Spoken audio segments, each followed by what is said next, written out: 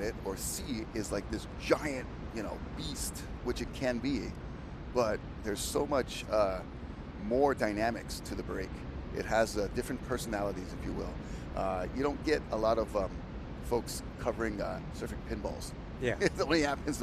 Waimea is only worth it when it's huge, but this brake has a lot of different nuances, and some cool sessions can be done even at this medium size.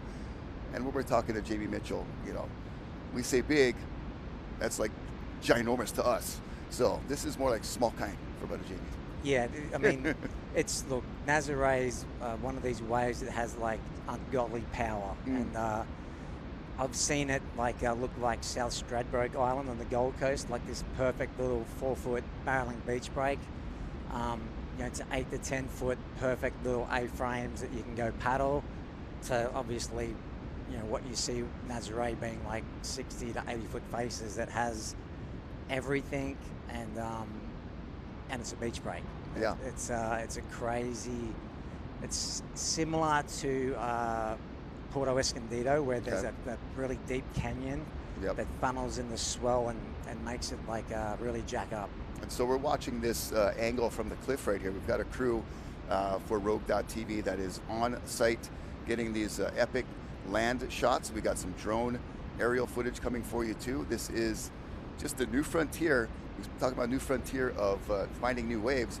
Rogue.tv has set the bar for pioneering, putting these free surf sessions on live broadcast. And so they're 10 hours ahead of us. We're currently in Hawaii right now. Secrets out, we got a remote broadcast zone, but watching these waves and how these guys have to maneuver not only with the jet skis and with the pickups, but the paddle surfers are out there too. So that's an extra obstacle, like an extra, thing to think about when you're operating a jet ski in enormous surf as well. And this is like average or medium for Nazaré, and that wave is huge right there. Yeah, as you saw, that was just Jojo Roper that went over that one, and paddling is a whole nother level at Nazaré.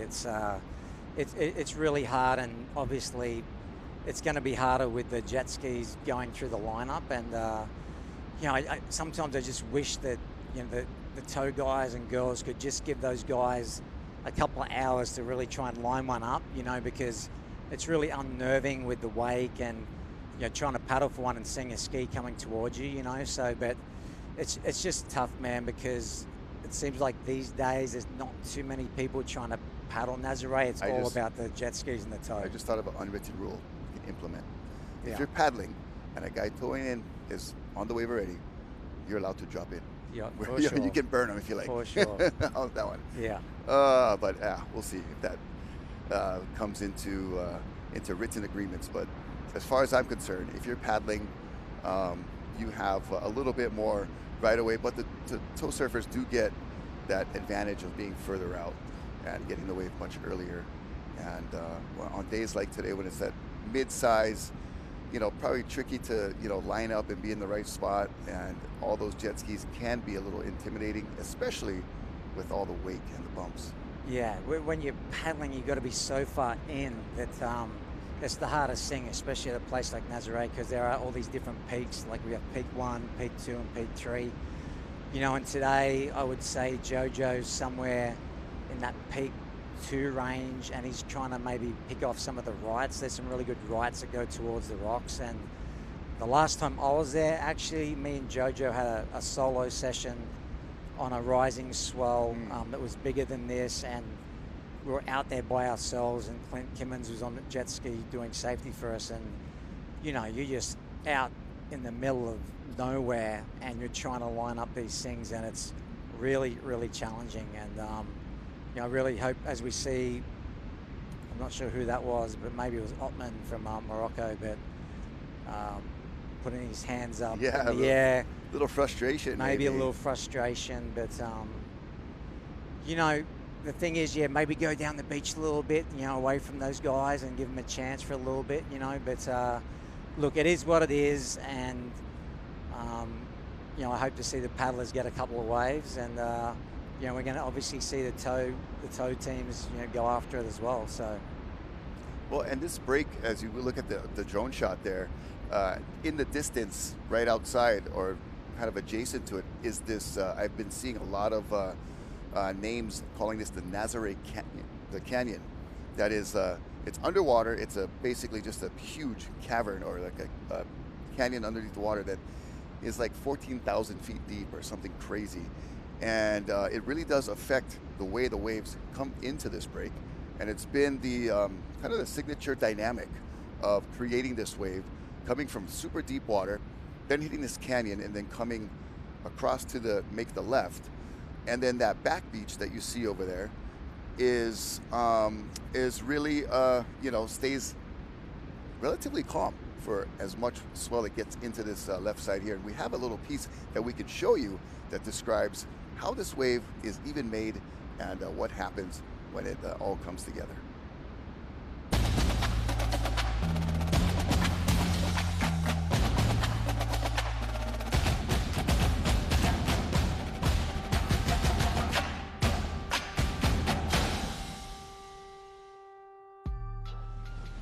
Welcome to Nazaré, a small fishing village on Portugal's stunning Costa de Prata that has captured the imagination of adventurers, surfers, and spectators worldwide.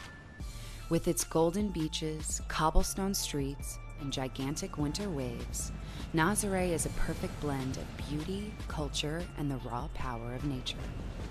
This picturesque town has become a global epicenter for big wave surfing, thanks to a unique natural phenomenon called the Nazaré Canyon.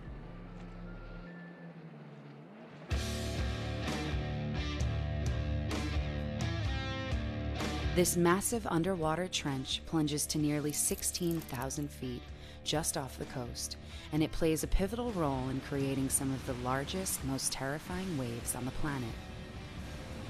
During winter, swells born in the North Atlantic travel vast distances driven by powerful storms.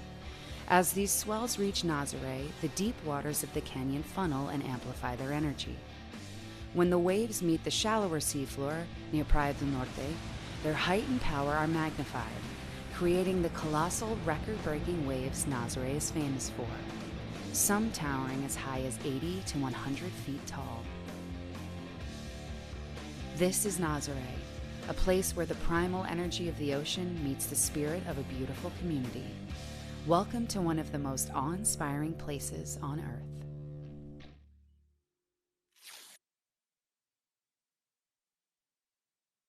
So that is how this wave happens, and those are the folks that are there for you if you need assistance or get in trouble. We want to commend all of the Nazaré lifeguards.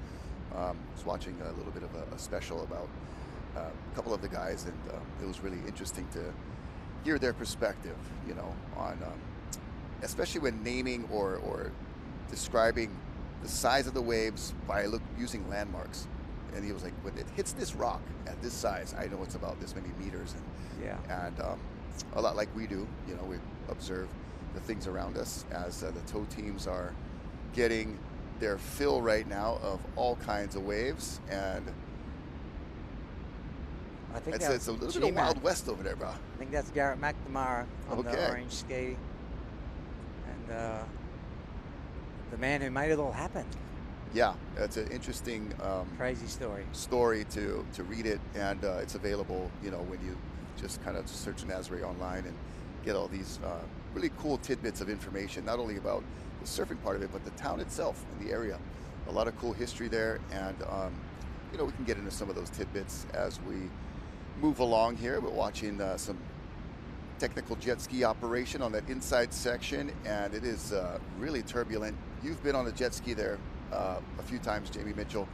What has been the most, bit of learning experience or interesting tale that you have? Yeah, I got a couple of good stories, but I will say one thing, I remember when you learned to drive a jet ski, you're really proud if you'd never lost it or you made a mistake. But I remember when I went to Nazaré, it was like everyone had made big mistakes, and it's not over there if you lose a jet ski, it's when you are going to at some stage make a mistake or just get stuck in a situation where there's absolutely nowhere to run. Right. And you know, like in Hawaii and certain places, there's always like a sort of a channel, right? You can get to Nazaré. You can be stuck in the shore break and like basically not get out for 20 or 30 minutes. It is like, if you are a jet ski aficionado and, you know, guys like Brian and Terry and stuff like that, it's you know, Abe Lerner's come over to, you know, to drive for the contests and stuff, and everyone is in agreement. It's just like it's chaos, you know. And we're seeing a bit of that right now. Yeah. On cue, kind of on display, where they got to be patient. It's almost like Waimea shore break meets like Puerto Escondido. Yeah. And you got the rocks on that side, so a little bit of Jaws, Peahi kind of implement all coming together here, and it looks tricky on camera. I can only imagine being there physically and seeing all this. Yeah, you can be like punching waves and like just waiting, and then you'll have like a 15-foot whitewater coming from the left. So you got to navigate that, and then it could be coming from the right, and then there's just nowhere to go. And yeah, you know, like the scariest thing is to like trying to get out and sneak out fast and like cutting over to the corner like at a 45 degree, and you know, I've been launched like on the back holding my board, like, and had to bail off the board, and yeah, it's crazy. I mean, Ross Clark-Jones lost the ski one time, and I got lost with Abe going out in the contest at Nazaré the first year. We didn't, like, for the final of the contest, we're on the way out, we got stuck, rolled the ski, had to go back in and get a board. So everyone has stories, and you know, you just hope that the majority of those stories turn out, you know, safe, where everyone's like safe, you know. Yeah, and you know, we've had you know, some stories of major injuries at Nazaré, and you can see why. It's just really not a perfect lineup. It is kind of chaotic, the way the waves bounce off that point. The canyon obviously splitting the wave, and it kind of reconnects at some point, and the shore break in there just looks unruly if you get in the wrong spot.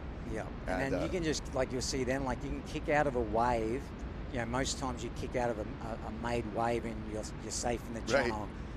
You can like kick out of a wave and just have another one just right there, and there's absolutely nothing that anyone can do to come and get you, you know. So it's just, sometimes it's just the luck of the draw, and you know, especially if you're deep on like peak 1 and you're kicking out, and all of a sudden peak 2 is just right there. So it's incredible what the canyon does to, like, if you look at the numbers of swell, right? Like you know, 8 at 14 like we had today in Hawaii is, you know, like 6 to 8 feet, but over there it will like double or triple the size because of the effect of the canyon. Yeah, it magnifies the size of the wave, and that's, you know, been the story the last you know, decade or so plus, of where the next biggest wave will come from, or where the world record will be set. And there's already been a couple that have happened there, and we have so much attention to Hawaii, the North Shore, you know, Peahi on Maui, Mavericks, Todos, all those places, and this one just really came out of nowhere, but it's always been there. That's the craziest thing, is that it's a fishing town, you know, from way back when, as we watch some folks traversing across there. A lot of tow teams out there. And it looked like JoJo just got a paddle wave just coming across, so we just missed that. Hopefully, maybe we can get a replay. So he's out there paddling. He's out there paddling, yeah. He's got the red, like, mohawk stripe on the top of his hood. I noticed that. So, you know, JoJo is one of my sparring partners. We generally go everywhere together, and San Diego, born and bred, and just one of the guys that's still, you know, felt like about 10 years ago, like, there was a lot of people that were really chasing every swell all the way around the world. Now, I would say it seems like everyone's focusing on sort of certain, like, one spots and sticking to that place, whereas JoJo is still, you know, wherever there is a swell, he'll chase it, you know. Yeah. And I really like that about him. You know, he's in the eddy. He's at Jaws. He's at Mavericks. Yeah, that was the first time I heard his name, was this past Eddie, and of course, you know, his name sticks out just as a unique name. But was impressed with how he performed, and everybody had so many nice things and good things to say about him too. Yeah, he's a great guy. And then the next day went and got one of the biggest waves ever at Mavericks. You know, That's straight crazy. after, jumped on the red eye, straight into like 80-foot Mavericks. Man, that's crazy. If you've ever done that, like surfed Hawaii, jumped on the red eye, got to Mavericks and surfed that the next day, it's brutal. Yeah. And potentially even go to Todos the day after that, do the trifecta. Yeah, the big wave, crazy triangle. As you see that beautiful aerial shot, that very notorious headland right there, that point. There's a small lighthouse on there, but it's pretty amazing that we see that shot right there, that some of the big days, and the crowd is a little bit visible right there. Our guys are shooting from land and from air as well. And they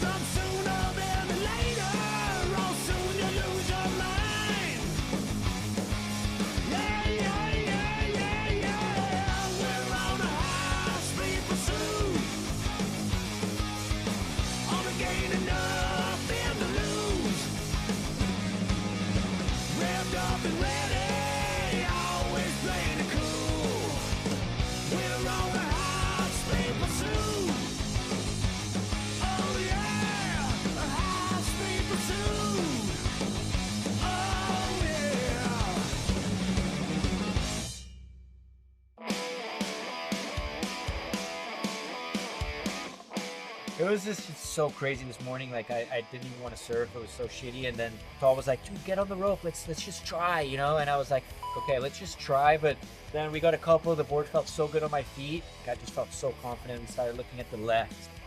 I got one left that was kind of clean. I was like, "We got a chance here." I mean, the biggest one I got, I just felt like I could really push it and draw the line. Just saw the footage. It's a huge wave. That's what life is about, you know, like just living these moments and really trying to get bombs and, you know, making the most out of the conditions we have. Yeah, someone turned the tap on, you know, like it's been a really slow start of the season. I mean, 2 months ago, middle of winter, when there's supposed to be waves like this, it was like 2 foot offshore, sunny skies. Someone turned the top on, so it looks like it's going to be an interesting February with plenty of swell, and we're here to do it. Rope TV, let's go.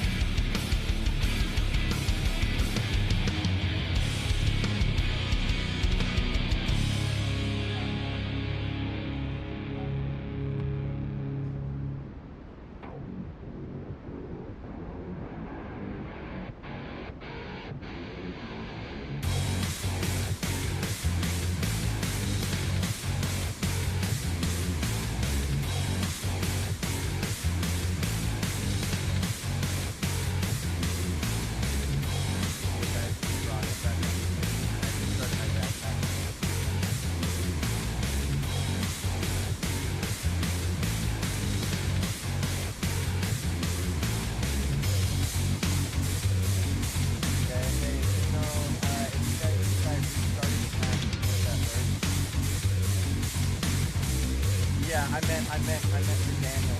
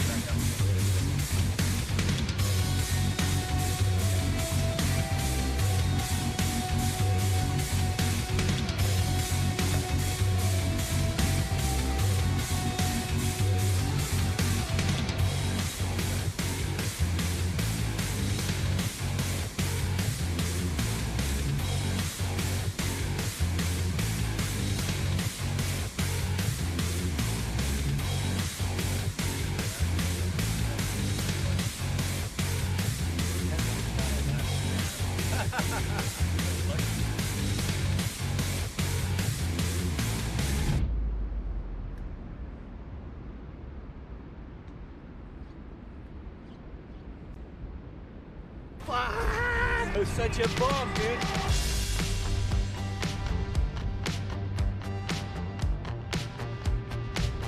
It's the biggest speed of my life for sure, man. I look back, the wave was so huge, it blew up the water. Oh, it's so massive out here, man. It's like, dude, biggest waves I've ever seen here in Nazaré for sure. I got one wave and I was just like riding straight, you know, like just focusing on my board not to curl. My fin started sliding out. On that first wave, I made it out. The team was there to pick me up, and we swung right back. 10 minutes later, there's another ball, even bigger. Kind of looked like it was going to close out, but then it backed off that peak and it all converged into one big solid peak, and I just let go. I felt like, you know, I couldn't push it too hard. So I was riding a board I hadn't ridden in a long time. The fins felt sketchy on the first one. Today was more about surviving and actually drawing the craziest line of your life, you know, it's because it was just so wild. Biggest wave of my life! Biggest wave of his life! This guy's insane! Welcome back, everyone, to another Rogue TV forecast. I'm senior forecaster Jonathan Warren, and this swell alert is effective February 1st, 2025. Our main focus continues to be on the North Atlantic, where the swell activity remains on a bender and will deliver another series of solid swells for Portugal over the next few days. First up will be a west-northwest swell to build in over Sunday morning the 2nd, topping out over the back half of the day and holding into Monday morning the 3rd, with about 3.5 to 4 meters of swell around 13 to 15 seconds. Then a second and bigger west-northwest swell will arrive on Tuesday the 4th, also peaking with around 3 to 4 meters, but of 16 to 18 seconds. Nazaré loves that longer period energy from this direction and will amplify breaking wave heights to 3 to 4 to even 5 times the swell height. Now, unlike the last swells over the past couple weeks, we're expecting much better wind conditions to prevail for this round of surf, at least for the first half of the new week. Sunday, unfortunately, we'll see breezy northerly winds and bumpy surface conditions out there at Nazaré, and expect lighter variable winds to prevail over Monday, Tuesday, and likely into Wednesday, with light offshores in the mornings each day. Overall, Monday, Tuesday will be your best bet during this run of surf. Our Rogue TV broadcast team continues to hang there on the ground in Portugal as we plan to bring you in live on this action from Nazaré over the next few days as these swells arrive. Make sure to download the Rogue.tv app today, turn on those notifications, and never miss a swell. We are here for the moment when the ocean calls. At the edge where land fades and the sea takes over, we find our place. We take you to the world's edge, where legendary shores meet untamed waters, where raw power and unbound forces push every boundary. This isn't a broadcast. It's the next frontier. Welcome to Rogue TV. When the ocean calls, we answer.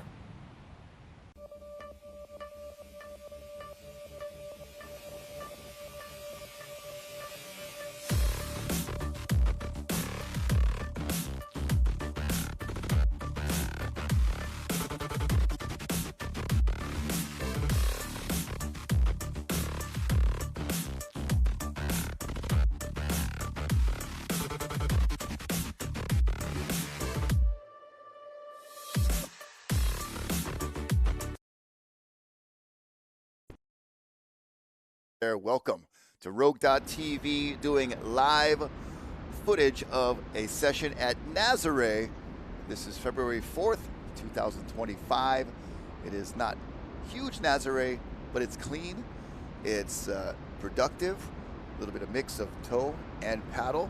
Very beautiful scene there. Nazaré, Portugal, just recently put on the map with huge waves being noted for this spot, but now we're seeing the more medium size and the potential of what it does on a average basis. Yeah, I mean, if you were to look at the scale of things, it's pretty big, but for Nazaré standards, Right. And that's now it's like crazy because Nazaré can get that big, but a lot of teams out there probably practicing and working on their lineups. A couple of paddlers out there, and the swell's meant to increase all day. So I'm guessing some of the big dogs are all sort of waiting for it to get bigger throughout the day.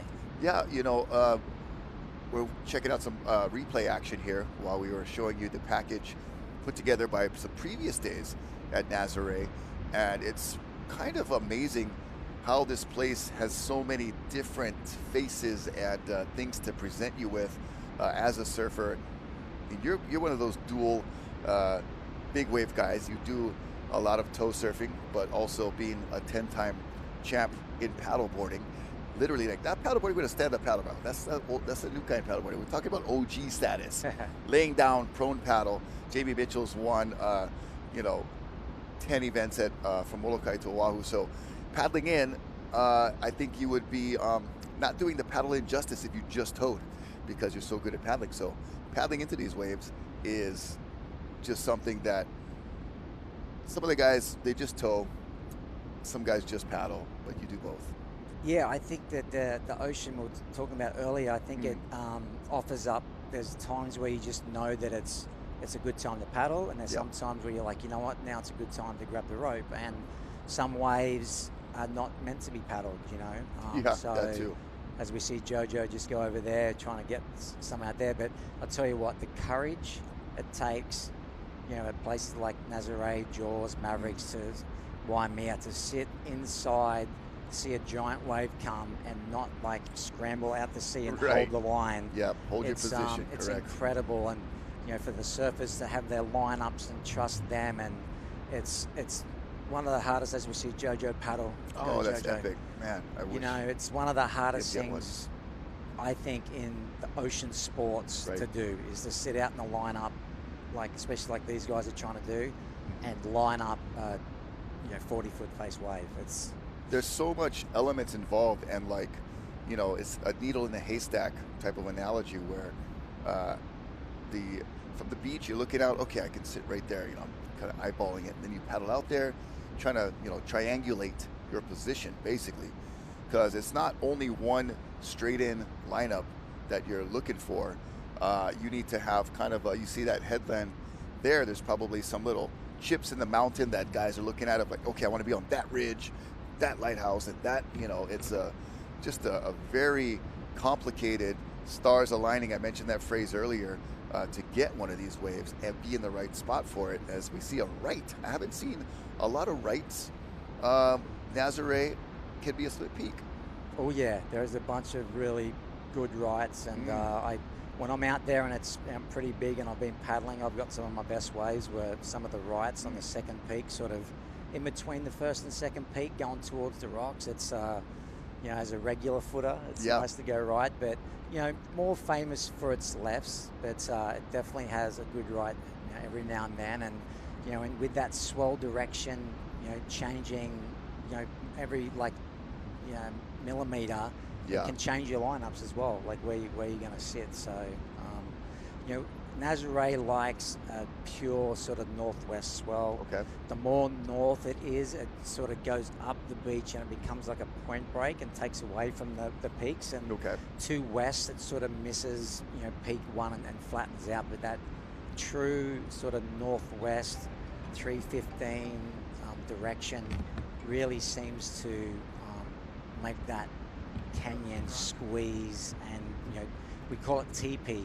Yes. You see it TP up, and then it just does its magic Nazaré thing, and it just does this huge TP, and it's just beautiful to see. Yeah, I've noticed, some of these waves that are like, whatever number, 60, 80, 90 feet tall, are only about 20 feet wide. You know, so it really does have that apex and teepee effect that I think is attributed to that canyon that kind of splits, or has it kind of come back together on itself. And you described some of the days that you were driving the jet ski where a wave will come laterally at you. You're focused on the waves coming in from the horizon, and then there's a wave that'll pop up on your left or your right that has this weird, just a side wave that you don't really worry about that out of a lot of our conventional big wave spots. It's pretty straightforward, where it's going to come in. But Nazaré not only has been just a epic kind of proving ground, but also, for surfing, but also jet ski operation.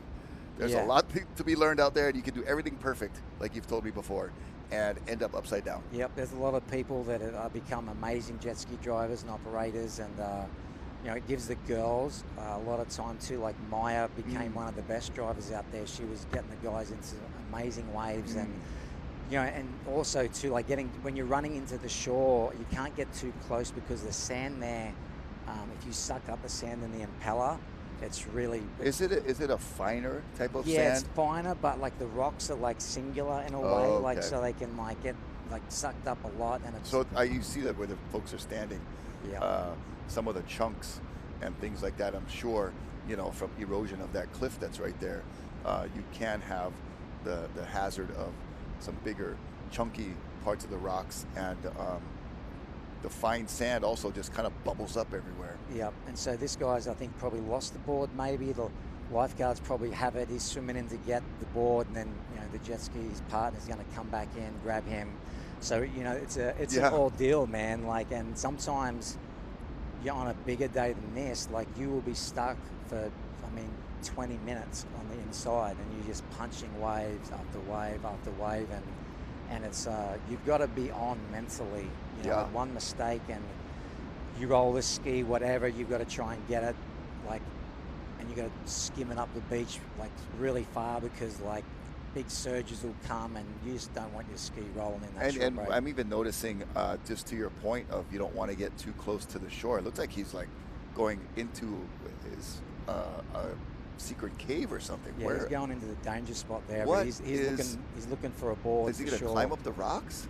Wow, that's really interesting that he is taking this route. Clark Jones's rocks. He's taking a route that is unconventional, going Spider-Man right now. Yeah. Maybe his board washed up there, or he's taking a shortcut to get up to the cliff. But man, that was not what I was guessing was going to happen right now when he got dropped off. But to your point, I've noticed that all the ski drop-offs have been much more further out than we used to at Waimea, during the eddy. You see Nolan Keolana run it 2 inches of water. Kavika Foster, those guys, they're operating in knee-deep or less water to get into a certain spot, or to maximize, getting the surfers safe onto the shore. But I've noticed that they've been really far out comparatively to your point.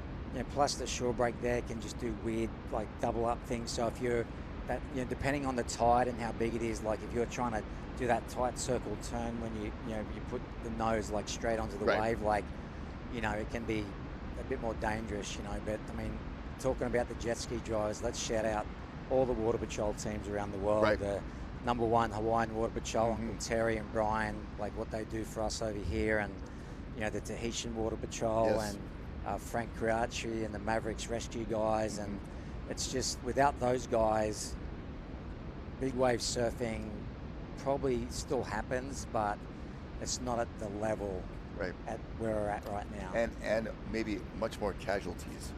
Yes, I would imagine so. And we want to just give a somber recognition to a surfer who passed away at Nazaré, Marcio Freire, and it was a giant day, and one of the guys that pushing the limits, and that is kind of one of the inevitable things about the stuff that you guys do, is that you're gonna have these really unfortunate events, and that was I don't recall the exact year, but a couple of years ago a couple of years ago, and he passed away there. So want to just give a recognition, remembrance, and all of these guys, you know, on a daily basis out.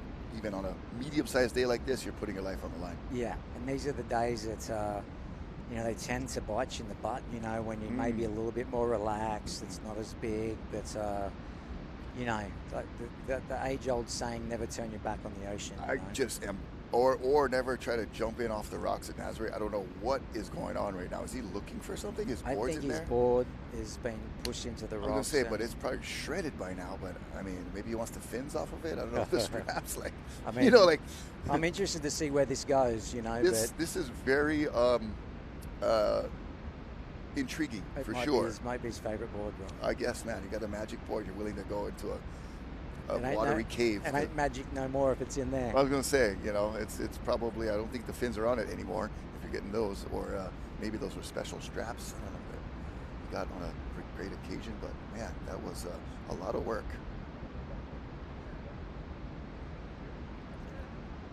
We're looking at Nino Santos in the water right there. And, you know, the towing surfing, you know, made surfing that has been largely individual for decades and eons, made it into a team sport. So now you're kind of relying on someone else's skill, knowledge, not only to get you into a good wave, but also as a lifeline if you're super in trouble. Yeah. And that dynamic, I think, has been really interesting to see how that has developed over the decades. And then also the interesting partnerships you've seen of like, wait, that's his partner? I would never would have guessed, but okay, I guess they, you know. And Nazaré took it to another level. A little bit of a marriage almost, you know. Nazaré took it to another level because now you have, they generally have on a big day, they'll have a spotter ski, so another ski just following the surfer. And then you also have a spotter on the cliff who's talking to you via radio. Okay. And so they can say, hey, the ride is down if they went right and not left, or, you know, there's a big wave coming at second peak, so they're communicating with their guys. Wow. And Jojo, turn and burn. Oh, come on, Jojo. And, I'm cheering for the paddle guys right now to just get one for the team. Yeah, so it's sort of, they've even taken it to another level, but you know, going back to the start, like Buzzy Kerbox and Laird on the Zodiac, where we live, you know, right at Backyards there, and the strap crew, that became the strap crew, was like Laird, Buzzy, Derek Donut, Dave Kalama, Mike Waltz, Pete Cabrina.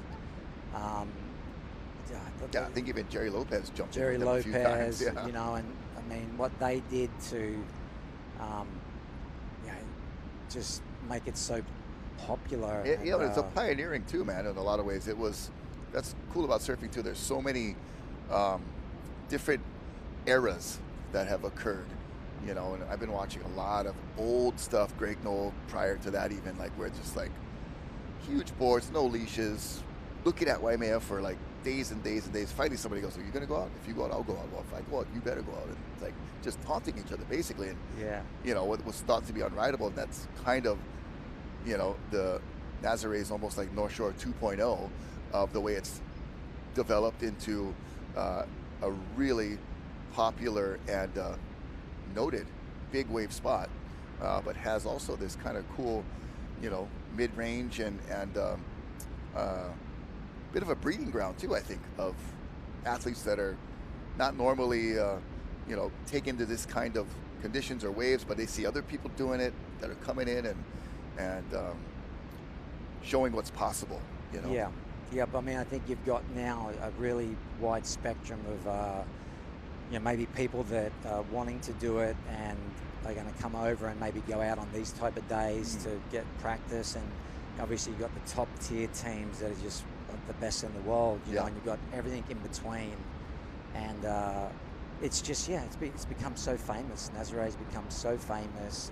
It's put that little town on the map, and it's crazy that the whole story is really amazing, you know. Yeah, I mean, there's so much history there, especially if you're interested in, you know, the Catholic and religious type of things that were occurring there, you know, thousands of years ago. It's been and Portugal is part of Europe, and they were, Europeans were pretty much the ones that were, and I give so much credit to. Not only we have Polynesian explorers, we have European explorers, we have different regions of the world when we're talking history that would venture out on these boats, under sail, and that's it. No motors, no navigation tools, but just exploring the unknown, almost like astronauts would be compared to today. And so many have come from this region, and being that a lot of our fellow Hawaiian and local citizens have a lot of Portuguese ancestry, it is really cool to kind of get in touch with that part of it, because I think a lot of our Asian heritage, speaking of one myself with multiple Asian ancestry, and Hawaiian and all the mix, we're so close to Asia that it's an easy, kind of reference to have on a daily basis. But to realize that, Portugal is a long ways away from Hawaii, bro. It is. It is a long way How long away. does it take to get there when you fly from here? It's a long way, man. You do 5 hours to the mainland, then Yeah. to the west coast, another 5 to the Oh, east, man. and then another 6 to Portugal. And so it's tough. And but there's really some good stories when you talk to the local fishermen and what that North Beach used to be to people. It was forbidden. Forbidden. No one was allowed to go there. It was empty because so many people had lost their lives there, and so it was really crazy when they did go and Garrett went to surf there. It was like sort of this, well, you guys can't be Kind doing of this. breaking tradition or Yeah, going breaking against tradition. the culture. Yeah, that's so interesting. Yeah, and it was just kids weren't allowed on the beach. It was just this, crazy thing. And now to see it thriving, and you have the other side at South Beach there, and it's just beautiful. I've seen like- pictures of the summer. Looks It like looks like Waikiki. Waimea Bay. Yeah, Waikiki. Waimea. Like it's just like so calm, flat, beautiful. And look at that right hand there. Got the GoPro action on the nose of the board. And Skimboard. oh, that's the skimboarder. Yep, Lucas Fink, I think. Oh my gosh, dude! Skimboarding at Nazaré. Dude, I mean, what's next, Oh, right? shit, We're gonna be, too late. Sorry, Dave. somebody's gonna be on water skis out there. Chuck Bass. But yeah, right.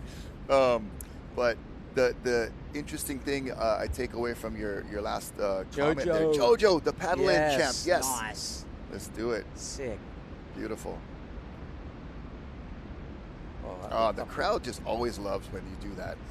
It never fades. Like the Japanese and their peace sign during photos. That will never go away, and it will never go away that when you exit a wave like that and fly away from your board, who's ever watching on the beach that knows surfing not that much will be like, oh my God, like it's the flyaway is the most fun phenomenon to listen to, like a crowd that is, just kind of learning about surfing. They'll always react to that kind of that Gabriel scene. Medina got the most famous photo That of the was Olympics, epic, yeah, right? exactly. The flyaway kick out. It was Yep. like epic.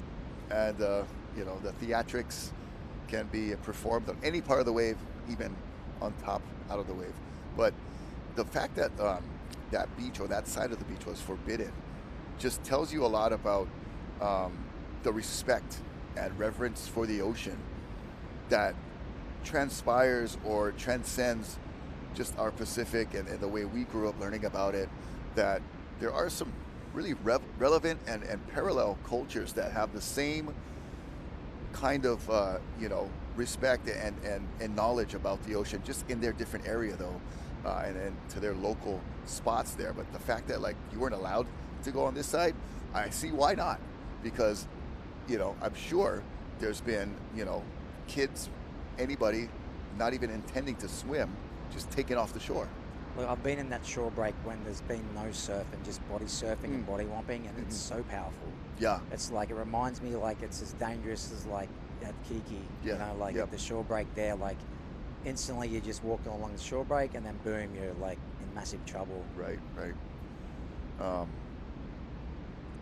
This is another Skimboard. Lucas skimboard Fink. shot. Oh my gosh. Look how fast That he is goes, a gets monster around that. wave too. It's we've been calling it like medium size, but man, from the apex, from the crest to the trough, it is putting in some power right now.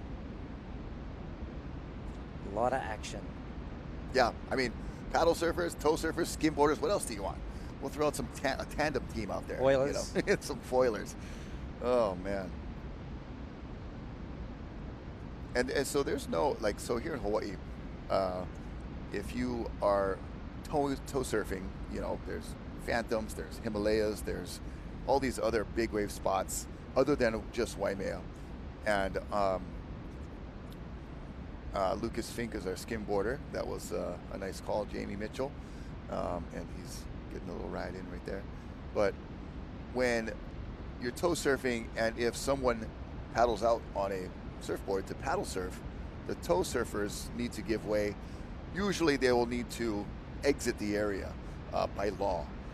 Are there any regulations or any things that are in place in Portugal and Nazaré that relates to that? No, I don't think so. I think it's just sort of it looks like they're trying to do their best, you know, but it's just, I think 1, 2, 3, 4, 5. Yeah. Just like 7 skis in our frame right there. Yeah, I don't think there's sort of that. I mean, I'm pretty sure you would have to know that universally that's sort of what happens, but Yeah, you know, common sense is not too common, as they say, but yeah.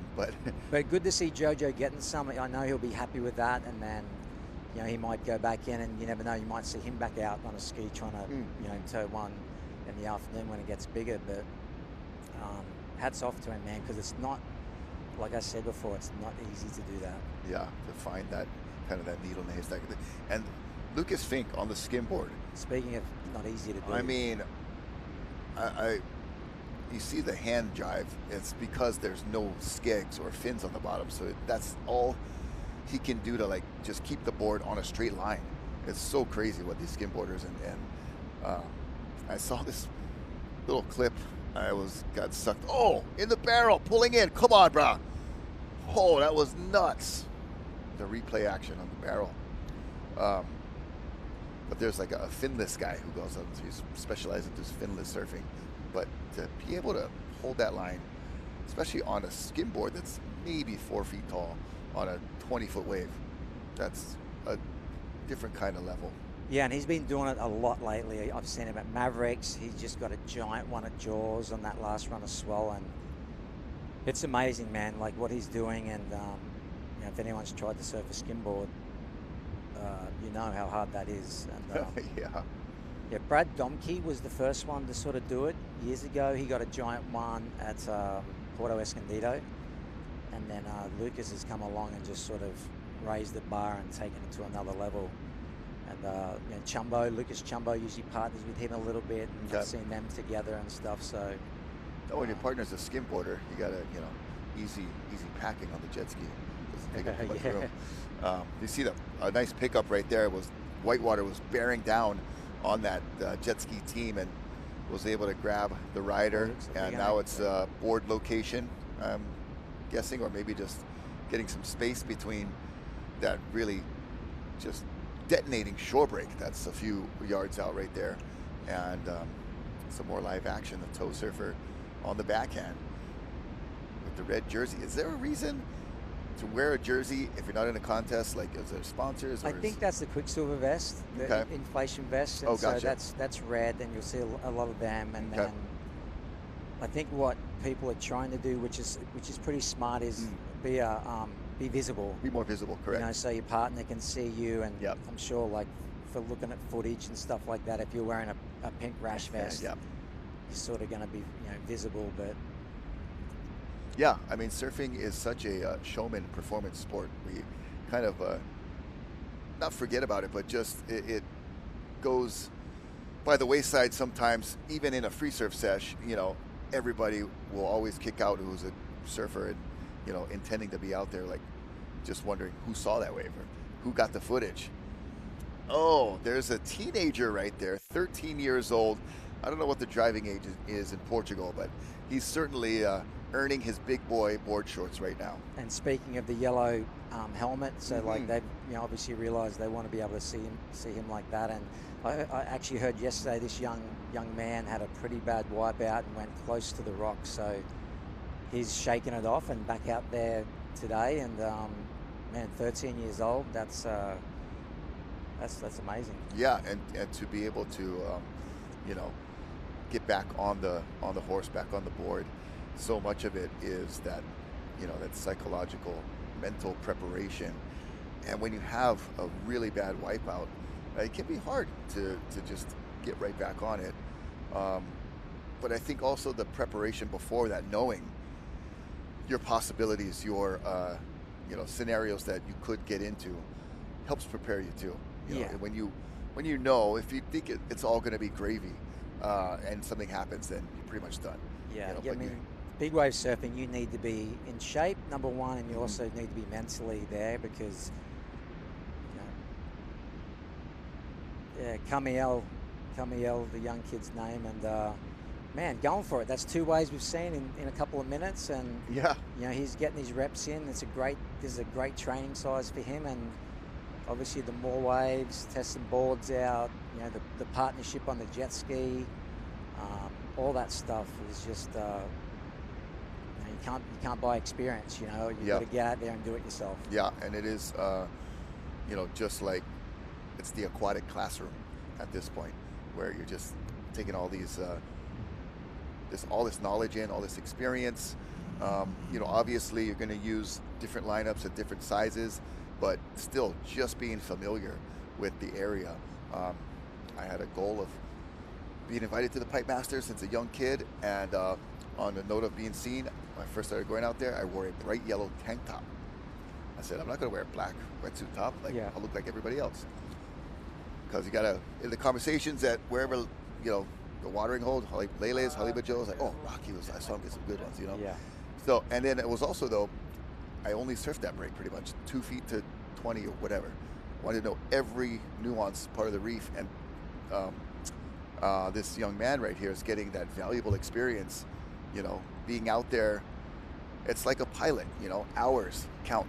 You can pass all of your written stuff, but you got to get in the plane and fly it for a long time to get comfortable. And right now he's going for some airtime and getting in his hours. Yeah, nice turn there, and it's just we don't get that many big swells a year, right? And what's crazy about big wave surfing is that you sort of, depending on how many swells you get, then you've got to come back next year and you haven't done it for so long. Right. And it feels like you're nearly back at square one again. The nerves, and you got to get them out again, and it's hard because it's like I said, you just don't get to surf 20 to 30 foot days all year long. So that's where training comes in, and doing your underwater stuff, your breathing, and just your physical stuff that gives you the confidence. I would say it's like, look at that beautiful left hand up in the pocket, that's a little barrel ride. Oh yeah, beautiful wave. Yeah, that was a nice takeoff spot, kind of perfectly situated for our nice land angle as well. We got a crew there. Big shout out to the Rogue.tv film crew that's in studio with us, and that is on site at Nazaré, getting that beautiful drone shot right there, and that land angle of that beautiful goofy foot, well-surfed wave. Just good positioning.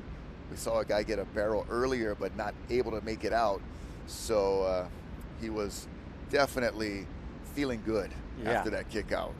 Yeah, one of the cleaner waves in a while as well, and I think that looked like he was down at the second peak. He sort of snuck away from everyone and got himself a gem. Yeah, it looked like that one swung a little wider on that. I guess that would be the more northerly section of the break.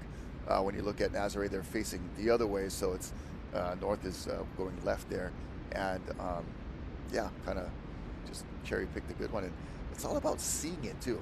You know, the next couple swells outside. The driver, and that's the beauty of the ski too, right? You can just sneak to peak and just access that. But it is a real team thing, right? Because you're sitting low in the water, your driver has got to pick the wave, and then he's going to put you on the wave, and there is some sort of communication. But more than times than not, the jet ski guy is just putting you where you're meant to be. Yeah, and it's a feel thing. It's talking about.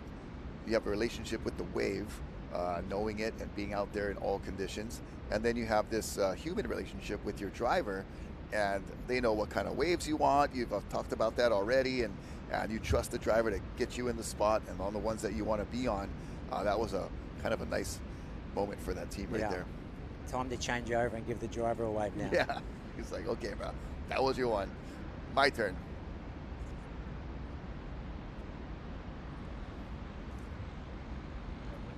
So Antonio Cardozo is driving the young 13-year-old, and he's been over at Nazaré for a long time. I've heard his name. So Okay. as you would expect, you need a very experienced driver to be driving the young man like that, so Yeah, I mean, he's putting his life in his hands, and for someone who's kind of in charge of that, as taking this young person out, you want to be really mindful that there's this inexperience level, or this this youth that can be really enthusiastic, but you also got to kind of keep them in check. Of like, hey, don't get too above your britches, and try to keep everything in perspective, because the youthful enthusiasm, so infectious, but also got to kind of harness it to keep mindful of the experience, the safety, all those things that come into play when you've been out there for a long time. Yeah, I think the biggest thing you don't want to do is have a bad experience that sort of maybe shifts your path, if that's what you want to do, is big wave surfing, because we've definitely seen people come in hot, and do really well, really good surfers charging, and then had one bad wipeout and you never see him again, as we see the young man again on a beautiful wave. Nice. Yeah, nice right-hander. That would be probably the second peak. And, just picking nice waves, not too deep. A couple of turns, kicking out in the channel. Easy sort of pickup, and he's just getting his reps in, rep after rep. So I know the surfing community of Nazaré was not always focused like this on these kinds of waves and these conditions. It lends itself to more of the friendly, fun beach break community. I read that there's a lot of bodyboarding that had gone on in previous years, and maybe one of the first guys, locals, to try this was like a bodyboarder back in the day. How many would you say in this kind of day, or on this kind of day, would be Portuguese or local surfers, and how much would be like travelers or outsiders that have come to do it? Yeah, so I think Nick Von Rupp is from Portugal. There's a couple other teams there for sure that I know of, but I would say those teams and those people are inspiring the young kids of Portugal to get back out there. And so I got to say, there's probably got to be like half a dozen surfers, and not sure if they're pure Portuguese teams or not, or they're teaming up with other people. But and that young kid that we just saw talk about international, he's from Belgium. Yeah, man, Belgium. I hear they have like amazing waffles and stuff, but I don't know how their surf is over there. But man, coming from Belgium to surf Nazaré, I would imagine that this wave attracts a lot of Europeans because it's so accessible and close by. Yeah. But I've seen some snippets about the local surf community there. But it's still it's so fun because it's still kind of brand new. Yeah, you don't think that the wave pool thing now is like the surfers in those countries are getting really good at surfing at a younger age, and then now being able to branch out, so Portugal being in Europe, it's so close to everywhere, and there's there's Italians that are surfing it. I mean, there's more, obviously the Brazilians, I would say there's more Brazilians than anything probably over there. And obviously you get the transients like some Aussies and some Hawaiians and Californians that probably go over for swells and stuff. But going over there to stay there for the whole season, some French. Yeah. You got Justine, her husband Fredo David, that post up there all year, and so I would say very European. Yeah. It's more of a European mix in the crowd. Yeah. Which is understandable, and I have to imagine that there's some locals there that have been kind of inspired, by all of this influx. And the other side of that is also kind of like, hey, what you guys doing over here? This is our place, So had you ever run into any, things that were like a little edgy or tense at times over there? Nah, not really. When I was going a lot, it was sort of at the start of it, and so it was pretty cool. And you know, I think there's definitely tension when there's a lot of skis in the water, and Right. you know, everyone's looking for that really big wave, and you're starting to see some of those like drop-ins and people like colliding and getting cut off and stuff. But Right. I mean, you know, again, we talk about common sense, and sometimes it's just you're placing the lineup as you're placing the lineup, and but when Yeah. there's a lot of skis, man, it's hard to understand who's next, who's been waiting, Right. and all that sort of stuff. As we see the young Belgium kid now on a nice left. Yeah, man, 13 years old. He's looking pretty spry right there. Got a little chop that upended him, but his partner's right there to grab him to safety. Yeah. The And- guys like Hugo Val, who's a really good friend of mine. He's from the Azores, Portuguese. Okay. He was one of the original guys with Garrett and stuff. And you've got Antonio Silva, who's from there. You have what's his name? Alex Patello, who was a Okay. young charger, was sponsored by Volcom. He was there back in the day when I was surfing a lot. Joao Macedo as well. So all those local guys way back when were the original, you know, guys that were, you know, paving the way for, you know, the guys like Nick Von Rupp now and all that young crew. So shout out to those, you know, those guys for, you know, paving the way and pioneering it. Yeah, I mean, it has been something that you know, we've got to watch kind of evolve over the last 12 years or so, or plus. And Skimboard is trying to get Lucas barreled. Fink right there. Oh my gosh, dude! I don't know how he's even like keeping his board straight down the line. And in the soup as And, well. and in the rough soup, and that board is so small. Does he have straps? He must have straps No, on. I think he goes no straps there. It's pretty Strapless. crazy. Wow, that is impressive.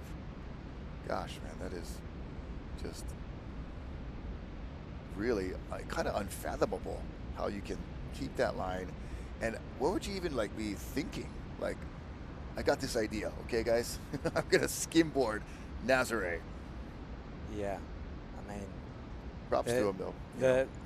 the one at Jaws, go and check out YouTube. I mean, it's the one at Jaws he got was the ability to not jump off and bail where he was. I mean, he was in the apex. The wave was about to barrel on him, and he held his line and just basically got barreled, pocket ride, spat out in one of the like Wow. a 60-foot wave. And then you see the expert maneuvering on that inside section there for the jet ski team. And this is a nice replay, some carving on a left-hander that really just starts to grow on that inside section. And then I just noticed, you know, I don't know if it's because they want to be right there, but there's a lot of jet ski wake and a lot of crisscrossing as we watch a replay of Lucas Fink. And I also, you know, surfing is still somewhat very new to this area, and jet ski operating that goes along with it for the tow surfing. I mean, I'm sure these guys have been on jet skis in flat water and fun stuff like that, but when you're operating with surfers around and other teams out there, I feel like there's been a lot of times that it looked a bit sketchy. Yeah, I you know what I think it is, Rocky? Honestly, I think that's like, this is what it is now, and you have to deal with it. It's going to be there. And also kind of learning as you go. You know, and when it is big, you need those other skis, and you are, like, if you're on a wave, you want your guy tracking you, so, you know, how can you complain about another one, right? Then now you've got, I think, the videographers and stuff, like Timber Nathan are trying to get in the water, so now you've got those guys trying to be, like, in closer, like, sort of in that, you know, if you've got to bail, you've got to go, and that wake is going to be there. But, right. But, you know, they're getting footage of everyone. So it's sort of like, I just think now it's just, I think it's understood, and you just have to understand how to surf with wake. And because I don't think it's going anywhere. Correct. You know what I mean? So I think it's one of those things where you either adapt or you complain about it. Yeah, and if you just say adapt whatever, and to understand hell that with it, that's what it is, I Exactly. think that, you know, but as we see someone get like out in peak number 2 there, Yeah, that's that kind of wide swinger. you can see it's not quite as steep over there. It's got more of a fluffy, fluffy look to it. But you know, I'm curious also to know, or just to think about the future of the place, and almost like a nightclub. You know, the Velvet Rope. Like, We got too much people in there right now. We got to wait for some people to come out before we can let you in. Just curious, because it is a fabulous tow spot when you got the peaks that jump around too, so you can cover so much ground with a jet ski, and it makes sense that it's a tow spot. And we saw Jojo Roper doing some paddling, which is commendable. But I think overall, for the efficiency of the break and how you want to surf it, it's mostly a tow spot that's become. And I think there's a threshold at some point of how many jet skis can it withstand without somebody getting really hurt, or just it being just such a cluster jam that it's not making sense. But as far as the spot goes, it's going to be something to keep an eye on into the future as we watch it develop, watch it evolve, and kind of be part of the history of it. Yeah, and like I said, I think this is just... Well, right there, there's like 4 skis right there. It's and today is very forgiving, right? Like, you definitely don't want that type of wake on a 60 or 70 foot wave, right? Yeah.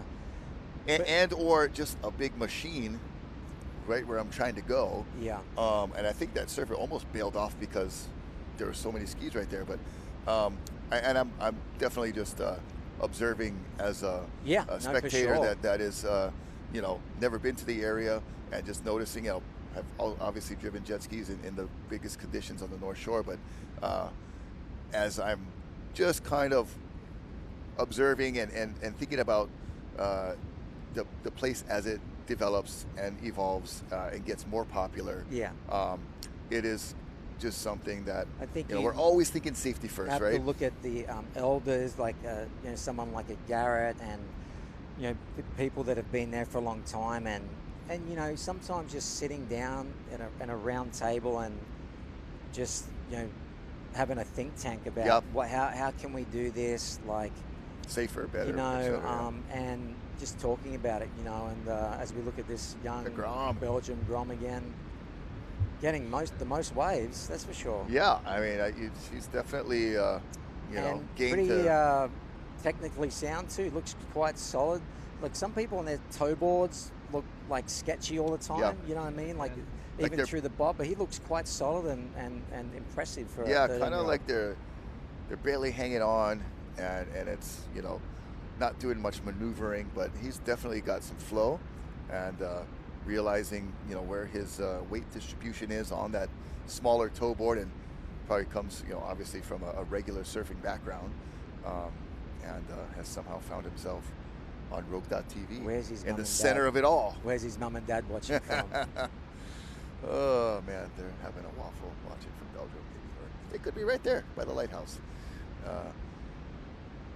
Hoping that he has a good session, and so far he's looking pretty good. This is another surfer on the inside here with that Quicksilver red vest that has been such a another, there's been pioneering of new spots, pioneering of different equipment, and when to tow, when to paddle, and then also there's been a really big evolution in having these vests that inflate or that are just floatable already. I see some guys now paddling out, they look like they're going into battle with all this armor. Yeah, it's come a long way. Yeah, it's it started with Shane Dorian having a horrendous wipeout at Mavericks, and if you don't know the story, he was thought he was going to drown, was like, what am I doing here? I should be at home with my family, and jumped on the aeroplane and was flying home, and they're doing the safety briefing, and he saw the safety thing with the inflatable canisters, and a light went off, and on the way home he started like sketching something and jumped straight on the phone to the guys at Billabong, and he's like, can we do something and make this? And long story short, they made a prototype, sent it to him, and Billabong came up with the first ones, and then obviously now we have Patagonia, and the Quicksilver vest. I had a big part to do with that with Peter Mel. We did a lot of the testing and designing with the Quicksilver vest back in the day, and Peo Lizarao from France was a big part of that. And it's definitely a double-edged sword, right? Like, people think, should we just be, would we be surfing these bigger waves without them? Right. I don't think we would. so the progression has definitely got pushed. Yeah. From that, and but look, F1s, keep finding out ways to be safer and to go faster and to make it crazier. So, surfing's no different. So. Yeah, and all of it has to do with obviously safety is number one, but then the side effect or the other positive part of that that's safer, but also enables you to push further, deeper, faster. All those things that contribute to the performance of surfing, which is just part of the package. And surfing has come such a long way. But you have to be ready in case it fails. Always. Never rely on the machine, never rely on the vest. That's always a mantra from Hawaiian Water Patrol. We're going to take a short commercial break and come back to show you more of this beautiful Nazaré coastline and the awesome waves being ridden in Portugal. Stay tuned. We are here for the moment when the ocean calls. At the edge where land fades and the sea takes over, we find our place. We take you to the world's edge, where legendary shores meet untamed waters, where raw power and unbound forces push every boundary. This isn't a broadcast. It's the next frontier. Welcome to Rogue TV. When the ocean calls, we answer.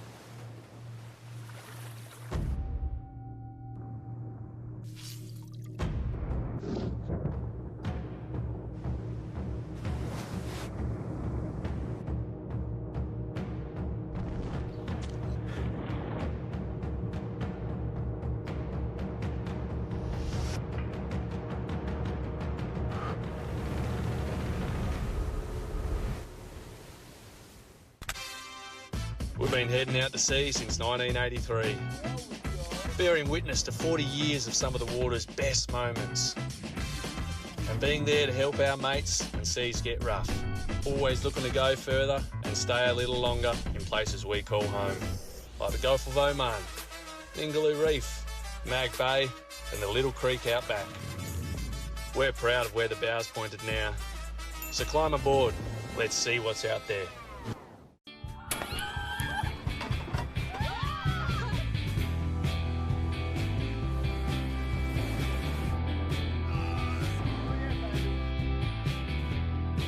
It's all a part of it, really. If you don't laugh, you'll cry. All right, we are back to Nazaré, Portugal. There's a beautiful scene of the bluff, the infamous headland right there, jet skis traversing the inside section. We are live on Rogue.tv. I'm Rocky Cannon with Jamie Mitchell.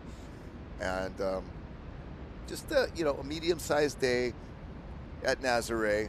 Still just monstrous surf by anybody's standards of conventional surfing, and most of us that we prefer something that's not going to kill us, but surfing's a dangerous sport. Jamie Mitchell, you've been out there quite a few times. Have you surfed it at this size? Oh yeah, plenty of times, and it's a really good paddle size today. And back in the day when there wasn't quite as many people around, we got a lot of days like that. And as we see, looks like the young Belgium boy and his team look like they've beached the ski, and the lifeguards will shoot down with a truck, and they'll hook that up and they'll winch it up the beach. Wow, yeah, because the sand, like we said, is very fine, so it's more of a hard pack. Or they're going to try and go back out. I was going to say, they're looking like they're going to have a swing at it, and in that fine sand, it's just so much more sticky. Yes. Especially if you've worked with us at Hawaiian Water Patrol, Jamie, for a number of years, and we're beaching skis, and it's always like if you screw up on that, you'll never hear the end of it from the crew. And there's been times you get turned this way or that way, but our sand in Hawaii is so much bigger grains, coarser, that you slide a little bit better. Yeah. But on those fine sand beaches, man, it gets really sticky. Have you ever, when you beach it there, can you feel that difference? Yeah.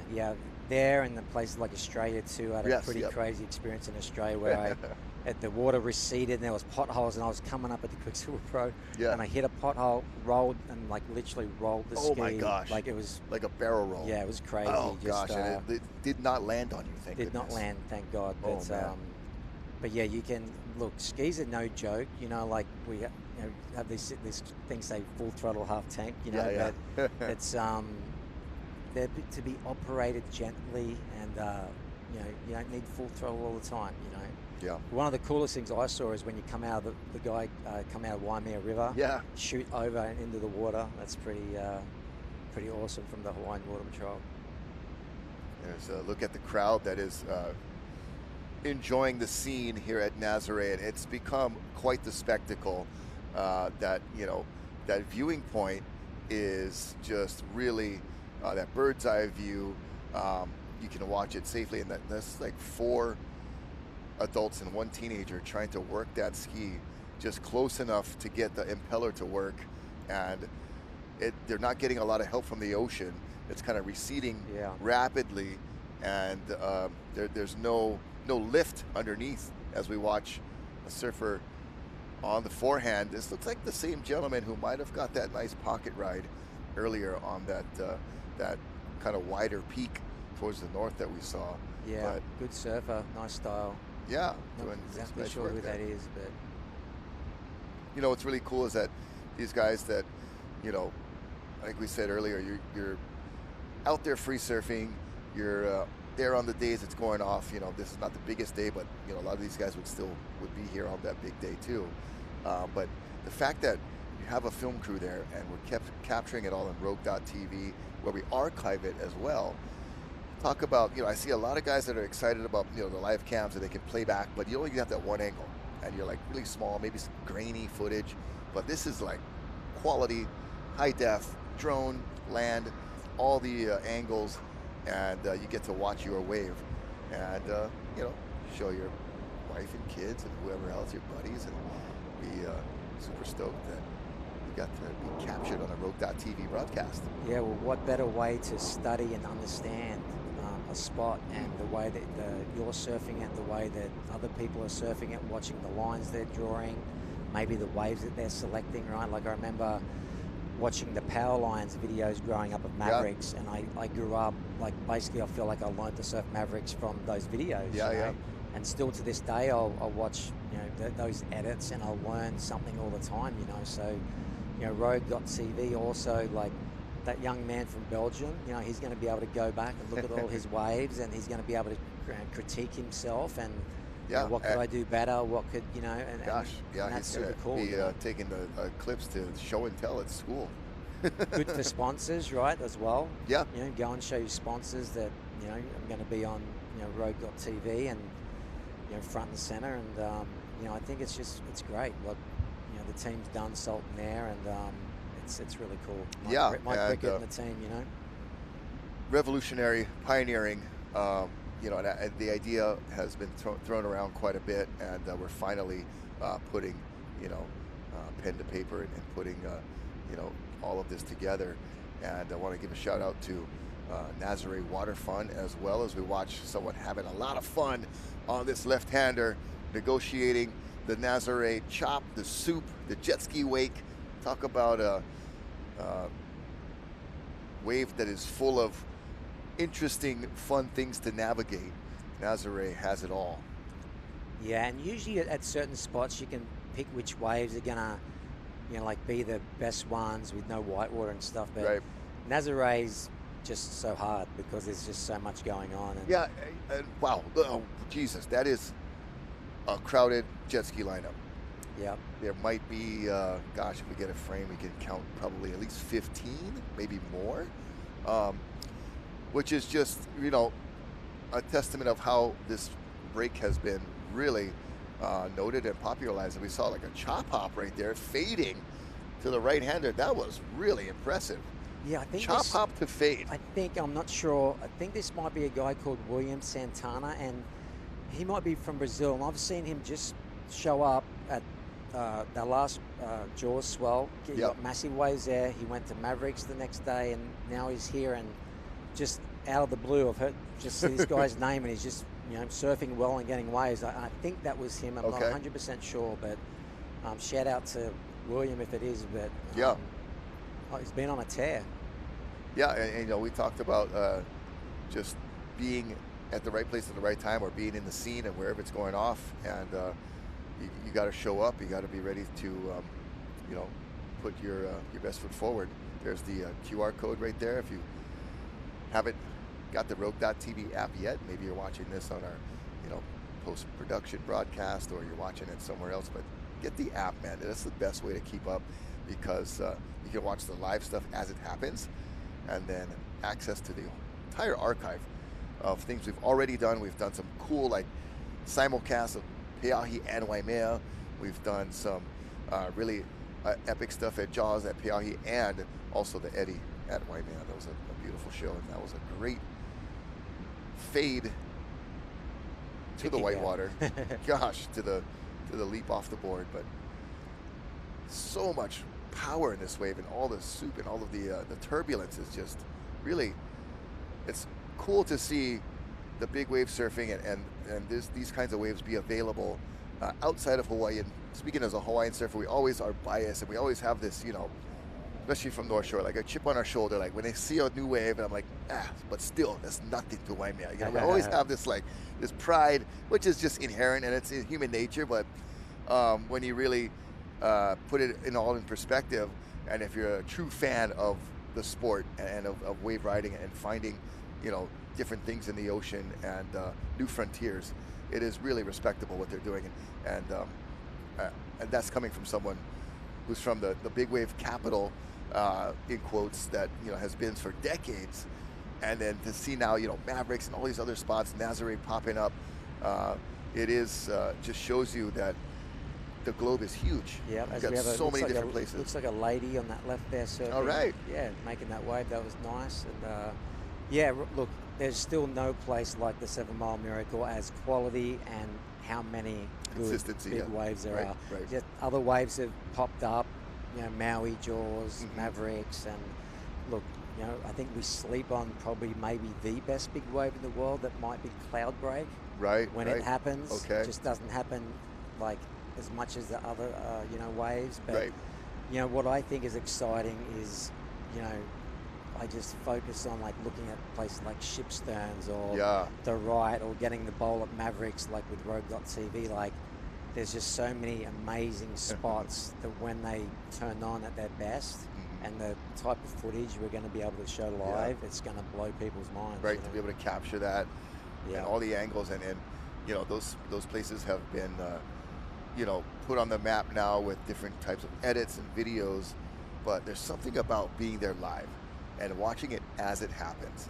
That is, right up to this point, has only kind of been relegated to a surf contest, that's putting a live show on a broadcast, or some little surf cam that's showing, it live, and you have to rewind and find yourself surfing on there, but not getting all of those high quality produced angles and replays and things. And with Rogue.tv, we're just kind of scratching the surface and getting our feet wet a little bit, so to speak. But once we dive in, full immersion, it's going to be a great product. And we encourage you guys to stay tuned with us and keep up, and also go ahead and get that app.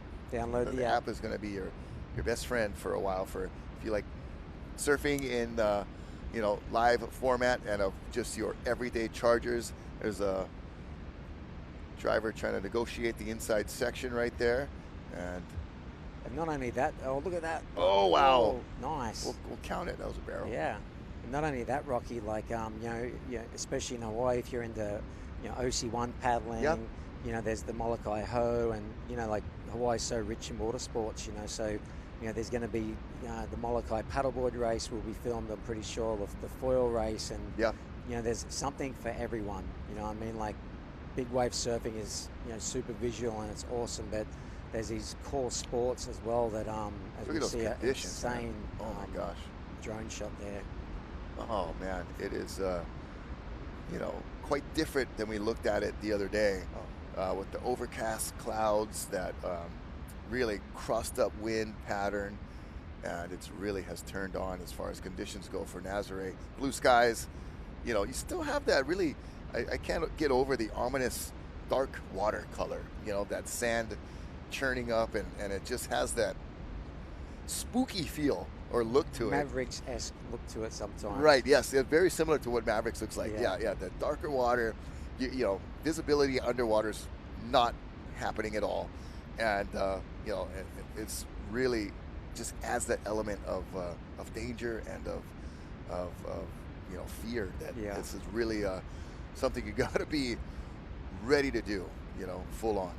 Yeah, I've also surfed it where it's been really pretty emerald green as well, early in the season. But generally, as the season goes on, the weather comes with the swells, and a lot of swells do come, but they usually come with those onshore-ish type winds. And this is like unbelievably classy looking right now.